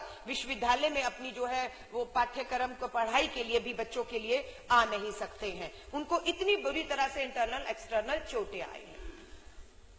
अध्यक्ष जी, एक साजिश के तहत, मैं साजिश का एक एक करके खुलासा करूंगी कि किस तरीके से हैदराबाद सेंट्रल यूनिवर्सिटी में एक दलित छात्र रोहित बेमुला को टारगेट किया गया, जिसे जान से हद होना पड़ा। किस तरीके से जवाहरलाल नेहरू विश्वविद्यालय में कन्हैया कुमार को टारगेट किया गया, आज वो बिल्कुल बेकसूर साबित हुए हैं पुलिस की जांच में। आज इसी तरह दिल्ली विश्वविद्यालय में एक छात्रा जिसका नाम है गुरमेहर, उसे टारगेट किया गया है। गुरमेहर का कसूर क्या था? गुरमेहर ने अध्यक्ष जी सिर्फ इतना ही कहा कि जो पथराव हुआ है, जो गुंडागर्दी हुई है, जो व्यक्ति की आजादी, बोलने की आजादी पर पाबंदी लगी है कि अगर आप उनकी बात नहीं सुनेंगे तो वो हिंसा पर उतर आएंगे, और उन्होंने पथराव तक किए, उन्होंने हिंसा का रास्ता अपनाया। गुरमेहर ने सिर्फ अध्यक्ष जी अकेली नहीं है, पूरे दिल्ली विश्वविद्यालय के सभी छात्र जिन्होंने इस पथराव को होते हुए देखा, इस हिंसा को होते हुए देखा, उन्होंने एक प्लकार पूरे सोशल मीडिया पे हाथ में पकड़ के फोटो अपनी डाली, जिसमें गुरमेहर अकेली नहीं थी। उसमें लिखा क्या था? उसमें यह लिखा था, I am a student from Delhi university, I did not afraid of ABVP, I am not alone, every student of India is with me. इसके साथ कौन इत्तेफाक नहीं रखेगा? गुरमेहर की तरह बहुत स्टूडेंट्स ने कहा कि हम विश्वविद्यालय में हुई अखिल भारतीय विद्यार्थी परिषद की गुंडागर्दी के खिलाफ आवाज उठाते हैं और हम इस तरह की हिंसा का समर्थन नहीं करते हैं। अध्यक्ष जी, उसके बाद क्या हुआ? गुरमेहर कोर्ट का एक प्लकार्ड पकड़ा हुआ जो ये नहीं था, जिसमें वो एबीवीपी की गुंडागर्दी के खिलाफ बोल रही है। एक और उसके हाथ में प्लकार्ड था जिसमें लिखा हुआ था, Pakistan did not kill my dad, war killed him, यानी कि मेरे पिता को पाकिस्तान में नहीं, युद्ध ने मारा है। ये अभी का नहीं है, ये 1 साल पुराना है। एक स्लाइड शो है अध्यक्ष जी, अगर आप मुझे इजाजत दें, मैं इस सदन में उस स्लाइड को चलाना चाहती हूँ। उस स्लाइड में आप देखेंगे कुल जो है इस तरह के 36 प्लकार्ड गुरमेहर ने दिखाए हैं, लेकिन 36 पे बात नहीं होती है, सिर्फ एक पे बात होती है, और वो प्लकार्ड यही है जिसमें वो कहती है, Pakistan did not kill my dad, war killed him. और इस प्रकार के दिखाने की एवज में होता क्या है? कुछ फर्जी राष्ट्रवाद जो देशभक्ति की दुहाइयां देते हैं। अध्यक्ष जी, उन्होंने गुरमेहर को इस वाक्य के लिए जो 1 साल पहले उसने अपनी बात को रखा है, उस पे बलात्कार की धमकियां तक मिलनी शुरू हो गई। गुरमेहर का कसूर क्या था कि उसने अखिल भारतीय विद्यार्थी परिषद की गुंडागर्दी के खिलाफ, पथराव जो उन्होंने किया है उसके खिलाफ उसने आवाज उठाई अन्य छात्राओं की तरह, लेकिन आपने गुरमेहर को ही टारगेट क्यों किया? और ये 1 साल पुराना प्रकार। अध्यक्ष जी, मैं आपसे निवेदन करूंगी, इस हाउस के सामने मैंने पेन ड्राइव में वो अपना पूरी सिर्फ 4 मिनट का एक स्लाइड शो है, अगर आप चलाएंगे तो गुरमेहर का सिर्फ वो शांति चाहती है। अध्यक्ष जी, मैं इस हाउस में जितने मेरे साथी बैठे, मैं पूछना चाहूंगी, कौन आप में से युद्ध चाहता है और कौन देश और विश्व में शांति चाहता है? अगर हम पूछेंगे तो हम सभी चाहते हैं, हम सभी चाहते हैं, और खासतौर से हिंदुस्तान तो चाहता ही है, जो बापू का देश है, जिस बापू ने हमें सत्य और अहिंसा के रास्ते पर चलते इस देश को आजादी तक के हमें दिलवाई। आज वही बापू का देश सत्य और अहिंसा का पूरे विश्व में शांति चाहता है। हम चाहते हैं कि हमारे पड़ोसी देशों के साथ हमारा भाईचारा हो। मैं पूछना चाहती हूँ, देश के प्रधानमंत्री श्री नरेंद्र मोदी जी ने जब शपथ ली तो पाकिस्तान के प्रधानमंत्री को क्यों हिंदुस्तान में बुलाया अपनी शपथ में? कहीं ना कहीं हमें भी ये लग रहा था कि देश का प्रधानमंत्री भी शांति के रास्ते से सुलह और समझौता चाहते हैं। देश ने पूरा समर्थन किया, उसके बाद कुछ हासिल नहीं हुआ। देश के प्रधानमंत्री को किसी ने देशद्रोही नहीं कहा, देश के प्रधानमंत्री को किसी ने धमकियां नहीं दी। लेकिन दूसरी बात, देश के प्रधानमंत्री नाकाम होते हैं तो वहां पर पहुंच जाते हैं उनके घर की एक शादी पर, उनके जन्मदिन पे केक खाने के लिए, हमें फिर एक बार महसूस होता है कि देश के प्रधानमंत्री सुलह शांति के रास्ते से हिंदुस्तान पाकिस्तान के बीच में जो कुछ भी हो रहा है उसका रास्ता निकालना चाहते हैं। हमने देश के प्रधानमंत्री श्री नरेंद्र मोदी जी को गद्दार, देशद्रोही नहीं कहा। आपने उसके बाद साड़ियां और शॉलों का बदलाव किया, हमने तब भी आपको देशद्रोही नहीं कहा। आपने पठानकोट आतंकी हमले में देश के प्रधानमंत्री पाकिस्तान की जांच एजेंसी को सरहद से हमारे देश में ले आते हैं और पठानकोट हमारे एयरबेस के अंदर तक जाने की इजाजत दे देते हैं और उनको कहते हैं कि आप जांच करिए। हमने देश के प्रधानमंत्री श्री नरेंद्र मोदी जी तब भी आप पर यकीन किया कि ये सब प्रयास आपके युद्ध से हटाकर शांति के रास्ते से देश के अंदर जो है वो एक माहौल और पैदा करने की कोशिश है, आतंकवाद से एक शांति के रास्ते से एक होकर लड़ने की कोशिश है। तो मैं पूछना चाहूंगी, अगर देश के प्रधानमंत्री इन सब चीजों के बावजूद देशद्रोही गद्दार नहीं है, तो गुरमेहर कौर अगर ये बात करती है कि हमें युद्ध नहीं चाहिए, हमें विश्व में जो युद्ध की स्थिति है हमें नहीं चाहिए, हमें शांति चाहिए, हमें भाईचारा चाहिए, अगर आतंकवाद भी है तो दोनों देश बैठे बातचीत के रास्ते से इसको आगे बढ़ाएं। मैं इस सीटी में आपका ध्यान दिलाना चाहूंगी, जो गुरमेहर कौर के जिसपे बवाल हुआ, जिसपे गुरमोहर को, उसमें वो कहती है, हाय, मेरा नाम गुरमेहर कौर है, मैं जालंधर की रहने वाली हूँ। मैंने इजाजत दी है, मैंने इजाजत दी है। बताइए क्या क्या कौन सा रूल है, कौन सा रूल है, कौन से रूल है, कौन से रूल है, आप बताइए ना, पहले आप बताओ तो सही भैया। आप विजेंद्र जी बताइए तो सही कौन से। मेरे अधिकतर यादें यही है कि पिता का ना होना कैसा होता है। मुझे ये भी याद है कि मैं पाकिस्तान और पाकिस्तानियों से कितनी नफरत करती थी, क्योंकि उन्होंने मेरे पापा को मारा था। मैं मुसलमानों से भी नफरत करती थी, क्योंकि मुझे लगता था कि सभी मुसलमान पाकिस्तानी होते। जब मैं 6 साल की थी, मैंने बुर्के पहने एक औरत पर हमला करने की कोशिश की, बताइए ना, मैं सुन रहा हूँ। क्योंकि कुछ अजीब कारणों के चलते मुझे लगा कि मेरे पापा की मौत के वही जिम्मेदार हैं। तब मेरी माँ ने मुझे संभाला और मुझे समझाया कि पाकिस्तान ने नहीं, ये स्लाइड देखिएगा, कि पाकिस्तान ने मेरे पापा को नहीं मारा, जंग ने उन्हें मारा है। ये वो स्लाइड है। आगे कहती है, समझाने में मुझे, ये समझने में मुझे समय लगा, लेकिन अब मैंने अपनी नफरत को त्यागना सीख लिया है। यह आसान नहीं था, लेकिन ये मुश्किल भी नहीं है। अगर मैं यह कर सकती हूँ तो आप ये क्यों नहीं कर सकते हैं। मैं हिंदुस्तान और पाकिस्तान के बीच शांति स्थापित करने के लिए लड़ रही हूँ, क्योंकि अगर हमारे बीच जंग नहीं होती तो मेरे पापा आज यहाँ होते। मैं ये वीडियो इसलिए बना रही हूँ क्योंकि मैं चाहती हूँ कि दोनों देशों की सरकारें अब दिखावा बंद करें और समस्याओं को सुलझाएं। अगर फ्रांस और जर्मनी दो विश्व युद्ध लड़ने के बाद भी दोस्त बन सकते हैं, अगर जापान अमेरिका इतिहास पीछे छोड़ते हुए एक साथ प्रगति के लिए काम कर सकते हैं, तो फिर हम क्यों नहीं कर सकते। अधिकतर हिंदुस्तानी और पाकिस्तानी चाहते हैं युद्ध नहीं चाहते हैं। हम दोनों देशों के नेतृत्व क्षमताओं पर सवाल कर रही हूँ। हम थर्ड वर्ल्ड का नेतृत्व लेकर फर्स्ट वर्ल्ड बनाने का सपना नहीं देख सकते हैं। प्लीज अपने प्रयासों में सुधार लाएं, एक दूसरे से बात करें, काम करें, शांति के रास्ते पर आए। राष्ट्र द्वारा प्रायोजित आतंकवाद बहुत हो चुका, राष्ट्र द्वारा प्रायोजित जासूस बहुत हो चुके, राष्ट्र द्वारा प्रायोजित नफरत बहुत हो चुकी। बॉर्डर के दोनों तरफ बहुत लोग मारे जा चुके हैं, अब बहुत हो चुका है।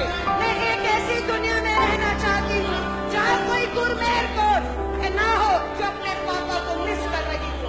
मैं अकेली नहीं हूँ, मेरे जैसे कई ऐसे लोग हैं जो विश्व में युद्ध नहीं शांति चाहते हैं, जो विश्व में युद्ध नहीं शांति चाहते हैं। ये संदेश गुरमेहर कौर देना चाहते हैं। अलका जी कंक्लूड करिए, आप कंक्लूड करिए, कंक्लूड करिए प्लीज। ये जो गद्दार कह रहे हैं, उस छात्रा 20 साल की जो विश्व में शांति का संदेश दे रही है, मैं इनसे पूछना चाहती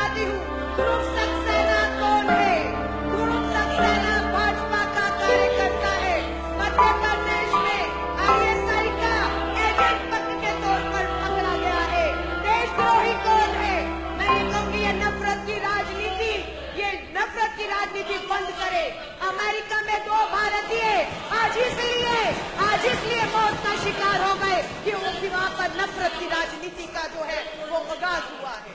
अध्यक्ष जी, ये बिल्कुल आज विपक्ष नेता द्वारा एक प्रयास फिर किया गया है कि गुरमेहर की जो सच्चाई है वो देश के सामने आने से उसे रोका जाए। आज सच्चाई ये है कि आरएसएस का एक नेता खड़े होकर ये बात को स्वीकार करता है। आरएसएस का कुंदन चंद्रवाल जी कहते हैं कि गोधरा में 3000 को काट मारा। पर हम केरला के मुख्यमंत्री अलका जी, अब कंक्लूड करिए प्लीज। अलका जी कंक्लूड करिए। यही कह रही हूँ, कंक्लूड करूंगी। पर ये जो नफरत और घृणा की राजनीति है उनको बोलने दीजिए। कंक्लूड करिए प्लीज, कंक्लूड करिए। अध्यक्ष जी, हम पूछना चाहते हैं, 3 पुलिस वालों को सस्पेंड किया गया है। क्यों? क्योंकि उनके खिलाफ सबूत है कि अखिल भारतीय विद्यार्थी परिषद के गुंडों को उन्होंने जो है संरक्षण दिया। दिल्ली महिला आयोग की स्वाति मालीवाल अगर दिल्ली पुलिस कमिश्नर के पास ना जाती तो ये एफआईआर भी नहीं होती जो आज हुई है। हम महिला विधायक दिल्ली पुलिस कमिश्नर से मिलने गए, समय देने के बावजूद दिल्ली पुलिस के कमिश्नर ने हम महिला विधायकों को मिलने से मना कर दिया। कहीं न कहीं पूरी तरीके से इन्हें संरक्षण मिला हुआ है और एक के बाद एक विश्वविद्यालयों में नफरत और जहरीली राजनीति घोलने का ये काम कर रहे हैं। अध्यक्ष जी, ये नहीं चलेगा। और सबसे बड़ी बात, वो लोग गुरमेहर को बलात्कार की धमकियां देते हैं या हम महिलाओं को अपनी बात रखने पर और उन्हें देश के प्रधानमंत्री सोशल मीडिया पे फॉलो करते हैं। अध्यक्ष जी, ये किस तरफ संदेश जाता है? मैं आपसे कहूंगी, ये बात जितनी आपको हल्की लग रही है उतनी हल्की नहीं है। ये ऐसा आईएसआई के एजेंट कौन है? ये भाजपा के कार्यालयों में बैठे हुए हैं। उनके मीडिया का हेड है मध्य प्रदेश का, जिनकी मध्य प्रदेश के मुख्यमंत्री शिवराज सिंह चौहान जी के साथ तस्वीरें हैं। देश को खतरा किससे है? उस गुरमेहर कौर से, जो 20 साल की शहीद की बेटी है, जो एक छात्र है, जो सिर्फ एक प्लकार लाकर अगर विश्व में शांति की बात करती है उससे खतरा होता है। लेकिन उन प्रधानमंत्री जी ने हमें ताकत दी है, वो पाकिस्तान की गोद में जाकर बैठ जाते हैं, अपने पठानकोट की जांच के लिए पाकिस्तान जांच एजेंसियों से जांच करवाते हैं। खतरा उनसे है या खतरा हमें एक छात्र से है? मैं कहूंगी अध्यक्ष जी, बहुत बड़ी साजिश इस देश में चल रही है। अगर आप इनकी विचारधारा से सहमत हैं तो ठीक है, अगर आप इनकी विचारधारा के खिलाफ जाते हैं तो आप देशद्रोही हो गए। आपको देश से बाहर निकाल देना चाहिए। आपको बलात्कार तक की धमकियां दी जाती है और दुख की बात है, गुरमेहर के खिलाफ जिन्होंने बलात्कार की धमकी दी, एक को भी अभी तक पकड़ा नहीं गया है। वही जवाहरलाल नेहरू विश्वविद्यालय में जिन्होंने देश विरोधी नारे लगाए, एक भी पकड़ा नहीं गया। और अध्यक्ष जी, अगर पकड़े जाएंगे तो क्या सच्चाई सामने आएगी? मुंबई में भाजपा की बहुत बड़ी नेता है शाइना एनसी, उसने कहा मेरे मोबाइल पर मुझे रेप की, बलात्कार की वल्गर धमकियां आ रही हैं। अध्यक्ष जी, जब उसकी जांच हो गई तो पता लगा वो कोई और नहीं, भाजपा का ही एक कार्यकर्ता निकला। तो इन्हें भी मालूम है कि जो जवाहरलाल नेहरू विश्वविद्यालय में देशद्रोही नारे लगा रहे थे या गुरमेहर को जो बलात्कार की धमकी दे रहे थे, अगर जांच हो गई तो बिल्कुल जांच में सामने आएगा ये वही लोग हैं जिन्हें सोशल मीडिया पे देश के प्रधानमंत्री फॉलो कर रहे हैं, जिनके ऊपर खुद मैं कहूंगी अगर इनका नेतृत्व भी ऐसा हो, जिनके ऊपर खुद लड़कियों का पीछा करना, जासूसी करने के आरोप लगते हो, तो आप सोच सकते हैं उनके नीचे भी वही की वही सोच और वही तरीके जो है उनकी नीचे की जड़ें जो है अपना रहे हैं। अध्यक्ष जी, मुझे शर्म आती है जिक्र करना चाहूंगी। दिल्ली के गृह मंत्री, यूनियन होम मिनिस्टर किरण रिजिजू ने ट्वीट किया, गुरमेहर को बलात्कार की धमकी के बाद ट्वीट करते हैं कि हमें नहीं मालूम इस 20 साल की लड़की का दिमाग कौन प्रदूषित कर रहा है। यानी कि कहीं न कहीं आप अपने इस वाक्य के बाद उन सभी को समर्थन और ताकत दे रहे हैं जो गुरमेहर कौर को बलात्कार की धमकियां दे रहे हैं। I support Modi, I support नमो का एक वेबसाइट है अध्यक्ष जी, आप जांच करवाइए। नरेंद्र मोदी जी के प्रधानमंत्री के नाम से जो वेबसाइट है, उस वेबसाइट के माध्यम से गुरमेहर कौर के खिलाफ षड्यंत्र रखा जा रहा है, उसे पूरी तरह बदनाम किया जा रहा है, झूठे वीडियो शेयर किए जा रहे हैं और ये किसी और की वेबसाइट से नहीं हो रहा, आई सपोर्ट नमो की वेबसाइट से हो रहा है। सबसे बड़ा दुख की बात ये है अध्यक्ष जी, आप इसे हल्के में मत लीजिए। अध्यक्ष जी, ऐसे मैं बस ये कहूंगी, इस देश में हर एक को अपनी बात रखने की आजादी है और अगर कोई अपनी आजादी का दुरुपयोग करता है अध्यक्ष जी, हम बिल्कुल कहते हैं कानून के दायरों में उसके खिलाफ जो सख्त से सख्त कार्रवाई हो सकती है वो होनी चाहिए, लेकिन आप कानून को अपने हाथ में नहीं लेंगे। अध्यक्ष जी, ये पहली बार नहीं हुआ है, इसी सदन के भाजपा के एक सदस्य ने किस तरीके से कानून अपने हाथ में पटियाला कोर्ट में जब जेएनयू जवाहरलाल नेहरू विश्वविद्यालय छात्रों की सुनवाई चल रही थी, यही भाजपा के एक लॉ मेकर जो अब हमारे बीच से सस्पेंड आपने किया हुआ है, किस तरीके से छात्रों को पीटते हुए सड़क पे वो दिखे हैं। यही प्रवृत्ति एबीवीपी की Hyderabad central university, Jawaharlal Nehru university और आज दिल्ली यूनिवर्सिटी में दिख रही है। ये ऊपर से नीचे तक एक षड्यंत्र और एक साजिशें चल रही है। आज क्यों आरएसएस के नेता को इस समय तक गिरफ्तार करके जेल में डाल देना चाहिए था, जो केरला के मुख्यमंत्री का गर्दन काट के लाने की बात करते हैं। हम तो किरण रिजिजू जी आपसे पूछना चाहेंगे, इनका दिमाग कौन प्रदूषित कर रहा है? ये वो शख्स है आरएसएस के नेता चंद्रवाल जी, जिनके खुद पिता मध्य प्रदेश में भुखमरी की कागार में है, उन्हें लकवा है। वो कहते हैं मेरा बेटा अगर 1 करोड़ है तो किसी की गर्दन काटने के लिए नहीं, मुझे 2 वक्त की रोटी खिलाने में इस्तेमाल करते। ये हम आपसे पूछते हैं, कौन इनका दिमाग प्रदूषित कर रहा है? अध्यक्ष जी, दिल्ली विश्वविद्यालय में प्रोफेसर को पीटा गया, मीडिया के लोगों को, छात्रों को आज भी बलात्कार की धमकियां दी जा रही हैं। अध्यक्ष जी, मैं हाथ जोड़कर कहूंगी, दिल्ली पुलिस पूरी तरह से इस गुंडागर्दी के साथ मिलकर इन्हें बचाने का काम कर रही है और इससे ज्यादा घातक जो है वो कुछ नहीं हो सकता। अध्यक्ष जी, बातें और भी बहुत है, सबूत और तथ्य थे, लेकिन आप मुझे अपनी बात को समाप्त करने को कह रहे हैं, इसलिए मैं कर रही हूं। लेकिन हम ये सच्चाई को दबने नहीं देंगे और इस देश में जो अभिव्यक्ति की आजादी है, बात रखने की आजादी, हमें हमारे दायरे ना समझाएं तो बेहतर है। अपने दायरों में रहिए। आईएसआई के एजेंट आपकी पार्टियों में घूम रहे हैं, कौन गद्दार है, कौन शॉल ओढ़ रहे हैं, कौन शहीदों के कफन जो है वो चुराए, ये देश जानता है। जय हिंद। धन्यवाद। राजेंद्र पाल गौतम जी। धन्यवाद अध्यक्ष जी, इतने महत्वपूर्ण विषय पर आपने मुझे चर्चा के लिए अवसर दिया। माननीय अध्यक्ष जी, जब ये खबर मैंने अखबार में पढ़ी कि रामजस कॉलेज के अंदर चर्चा नहीं होने दी गई और वहां एबीवीपी के लोगों ने और पुलिस के लोगों ने मिलकर छात्र व छात्राओं के साथ साथ प्रोफेसर्स को बहुत बुरी तरीके से पीटा, तो मेरा दिल भर आया। इसलिए भर आया क्योंकि 1985 में जब मैंने रामजस कॉलेज में एडमिशन लिया था, तब रामजस कॉलेज में ही नहीं बल्कि दिल्ली यूनिवर्सिटी के सभी कॉलेज में विभिन्न मुद्दों पर, राष्ट्रीय अंतर्राष्ट्रीय विषयों पर चर्चाएं हुआ करती थी और कॉलेज में चर्चा का होना बेहद जरूरी है। चर्चा से ज्ञान बढ़ता है, चर्चा होने से, चर्चा में भाग लेने से तर्क शक्ति बढ़ती है और अगर चर्चाओं को, परिचर्चाओं को, सेमिनार्स को यूनिवर्सिटीज में बंद कर दिया जाएगा तो छात्रों का सामूहिक विकास लगभग बंद हो जाएगा। हमारे देश का संविधान हमें बोलने की आजादी देता है। Article 19 of Indian constitution guarantee देता है freedom of speech and expression. ये ठीक है कि जहां कॉन्स्टिट्यूशन सभी नागरिकों को भाषण में अभिव्यक्ति की आजादी देता है, वहीं कुछ रीजनेबल रेस्ट्रिक्शंस हैं और इस पूरे प्रकरण में कहीं भी ऐसा नहीं लगा कि जो reasonable restrictions constitution of India ने लगाई हुई हैं उससे कहीं बाहर जाकर कोई स्पीच हुई हो। माननीय अध्यक्ष जी, अध्यक्षा जी, ये मैं आपको दिखाना चाहता हूं किस तरह लड़कियों के साथ, प्रोफेसर्स के साथ बुरी तरीके से मारपीट की गई। इंग्लिश के प्रोफेसर की रिब्स टूट गई हैं, उनको महीनों लगेंगे संभलने में। हमारे लॉ फैकल्टी जहां से मैंने लॉ किया, वहां एक प्रोफेसर हैं, प्रोफेसर वेद कुमारी, किस तरह उनको धमकी दी गई, वो आज भी सदमे में है।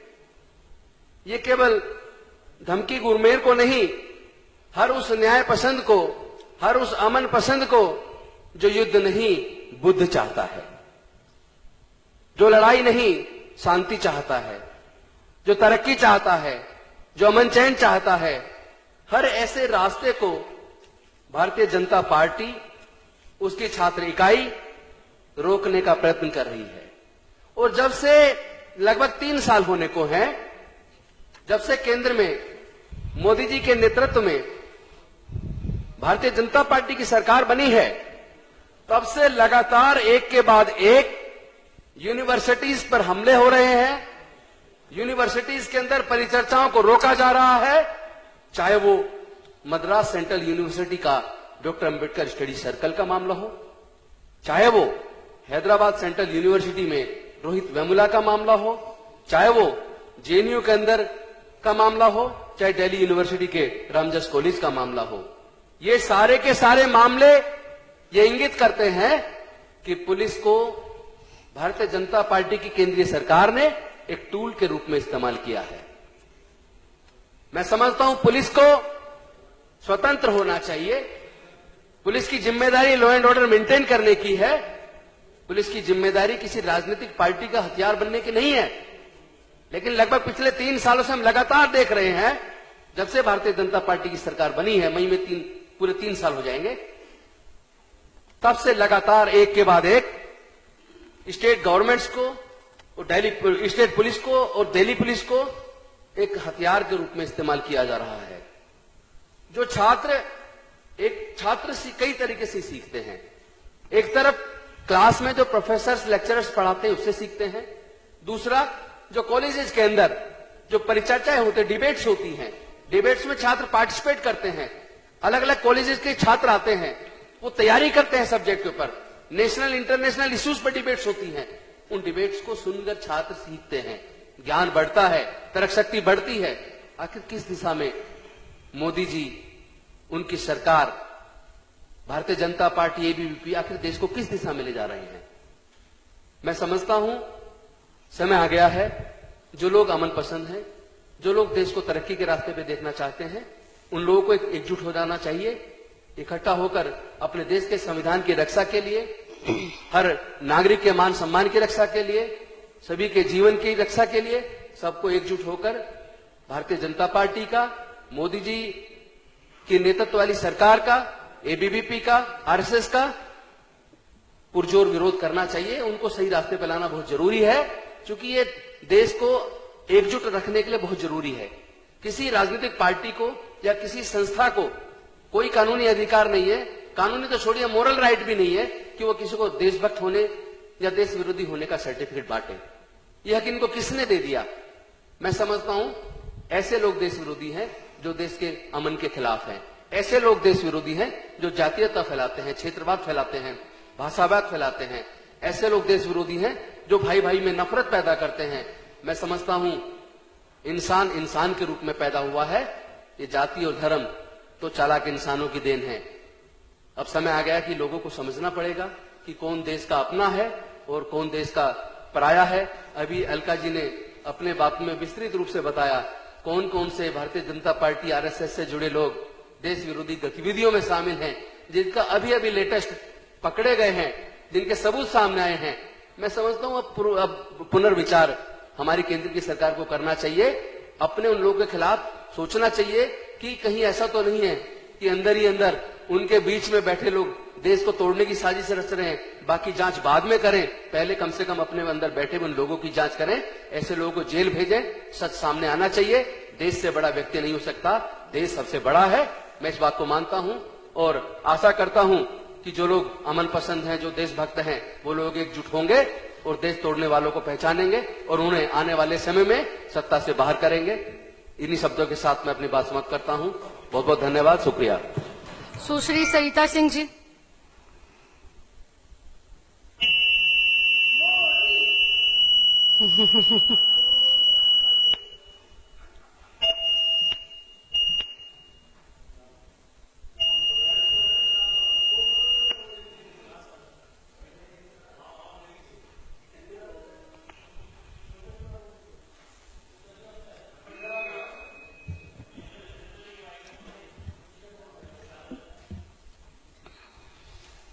धन्यवाद अध्यक्ष महोदय।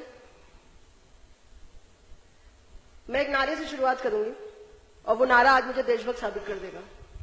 मोदी मोदी मोदी मोदी। आज पूरे देश में एक ही नारा है जो किसी भी हिंदुस्तानी को देशभक्त साबित कर सकता है, वो है मोदी।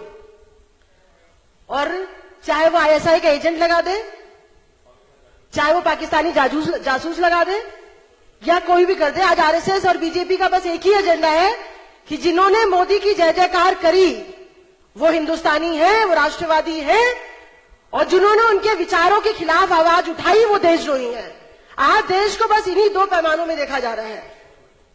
आज बस यही दो पैमाना बच गया है हमारे देश में लोगों को राष्ट्रवादी और देशद्रोही साबित करने का।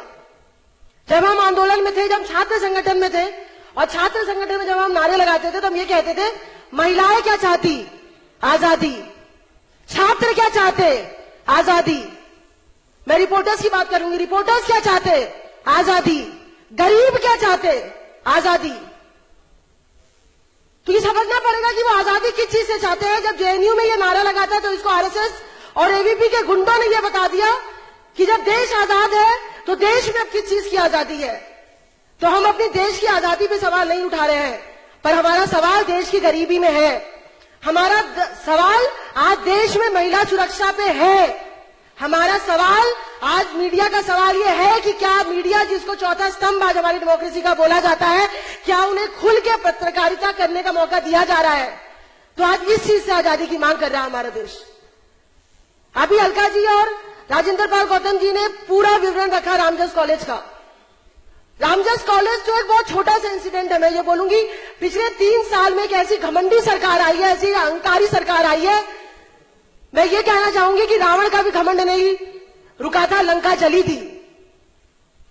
तो मोदी की ये लंका जरूर जलेगी।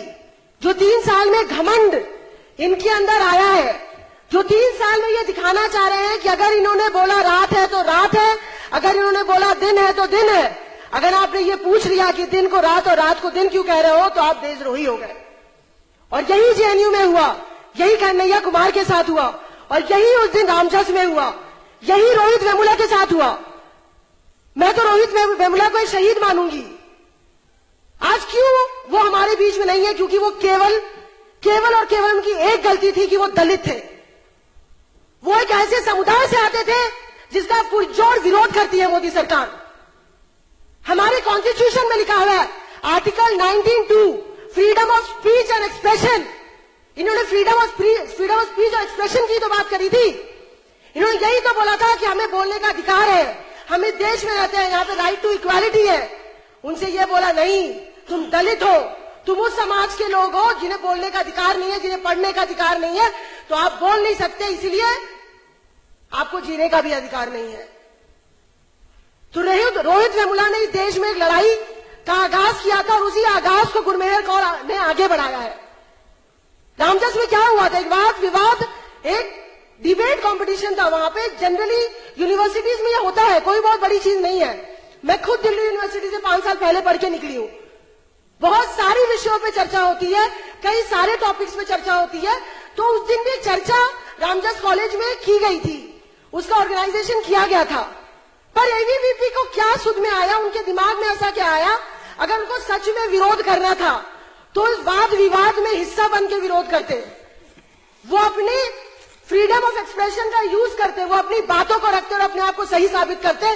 पर एबीवीपी के गुंडों को मैं आज उनको आईएसआई एजेंट बोलूंगी, मैं उन्हें आतंकवादी बोलूंगी, जिन्होंने देश के अंदर आतंक का माहौल बना के रखा हुआ है। एबीवीपी के गुंडों ने, उन्होंने उस दिन क्या किया? उनको पता था कि वो बोल ही नहीं सकते, उनके पास तर्क नहीं है, उनके पास लॉजिक नहीं है, उनके पास कोई समझदारी नहीं है।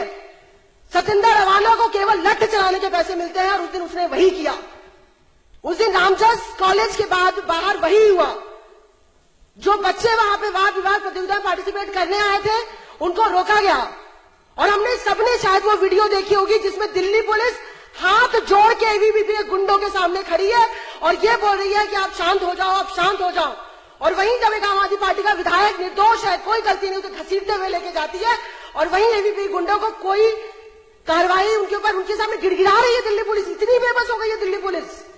मैं विजेंद्र गुप्ता जी से भी पूछना चाहूंगी, अभी उन्होंने ये पूछा था कि हम विधायकों को किसका श्रेय प्राप्त है, मैं ये पूछना चाहती हूँ एबीपी को गुंडों को किसका श्रेय प्राप्त है?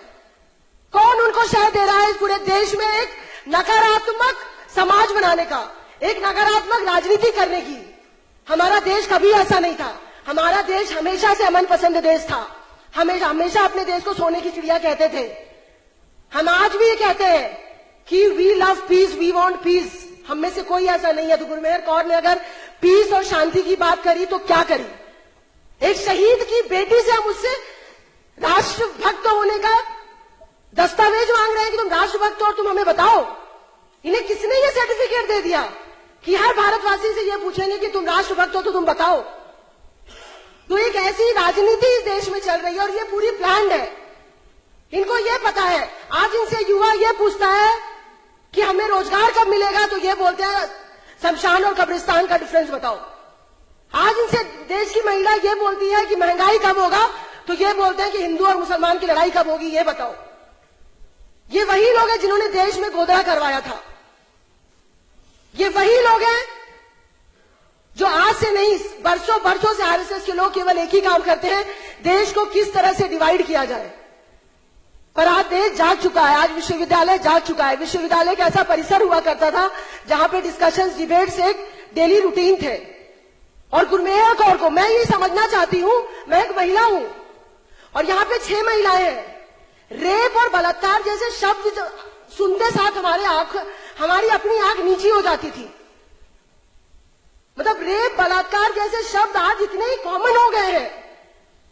कोई अगर आरएसएस या एबीवीपी के किसी बंदे के साथ अगर उनके सामने सवाल खड़ा करेगा तो उनके पास एक ही लाइन बचा है, वो इतने नपुंसक है कि वो सीधे रेप की बात करेंगे। आज केवल इस देश की महिलाओं को रेप के साथ तुलना किया जा रहा है। ये कैसा समाज बनाने की बात कर रहे हैं? ये कैसी सोसाइटी बनाने की बात कर रहे हैं? ऐसे तो ये कहते हैं कि भारत माता गंगा मैया ने हमें बुलाया है, तो गंगा मैया को नग्न करने में इन्होंने कोई कसर नहीं छोड़ी है। एक कार्टूनिस्ट अपना कार्टून बनाता है तो उसे देशद्रोह बोल दिया जाता है। और आज पूरा आरएसएस, पूरी भाजपा, पूरा एबीवीपी भारत माता का लगातार उनके साथ दुष्कर्म किए जा रहे हैं, पर इसका कोई जवाब नहीं होगा। क्या देशद्रोह का सर्टिफिकेट, क्या देशभक्ति का सर्टिफिकेट किस इनके पास है? ये एक ऐसी गंदी, घिनौनी हिंदू मुसलमान की, दलित स्वर्ण की, महिला पुरुष की, ये ऐसी राजनीति आज इस देश में एक नेगेटिव एनर्जी इस देश में पैदा हो रही है। आज इस देश में ये चर्चा है ही नहीं कि रोजगार है या नहीं है। आज इस देश में चर्चा है ही नहीं कि देश कैसे डेवलप करेगा। आज देश में चर्चा ये है, जब मोदी जी अपने भाषण में यूपी में बनारस में जाते हैं तो ये कहीं नहीं बता पाते कि 3 साल में उन्होंने बनारस में क्या किया। उनके पास एक लाइन नहीं है। 2 साल में जब इन्होंने 2 साल का कार्यशैली जब बीजेपी ने अपना रखा था तो एक लाइन इनके पास नहीं था ये बोलने के लिए महिला सुरक्षा के लिए इन्होंने क्या किया। तो आज एक ऐसी सरकार केंद्र में बैठी है और एक नेगेटिव राजनीति चल रही है। ये बहुत ही सोचने का विषय है, हम सबको सोचने का विषय है। ये गुरमेहर कौर की लड़ाई नहीं है। एक 20 साल की बच्ची से जो पढ़ने आई थी डीयू, वो मतलब उसका वीडियो आप देखो, उस बच्ची ने वीडियो में बोला है कि आई एम स्कैर्ड। खत्म कीजिए मैम, खत्म। I am scared and whom is she scared of. वो हमसे डरती है, वो अपने साथ रहने वाले हिंदुस्तान के लोगों से डरती है।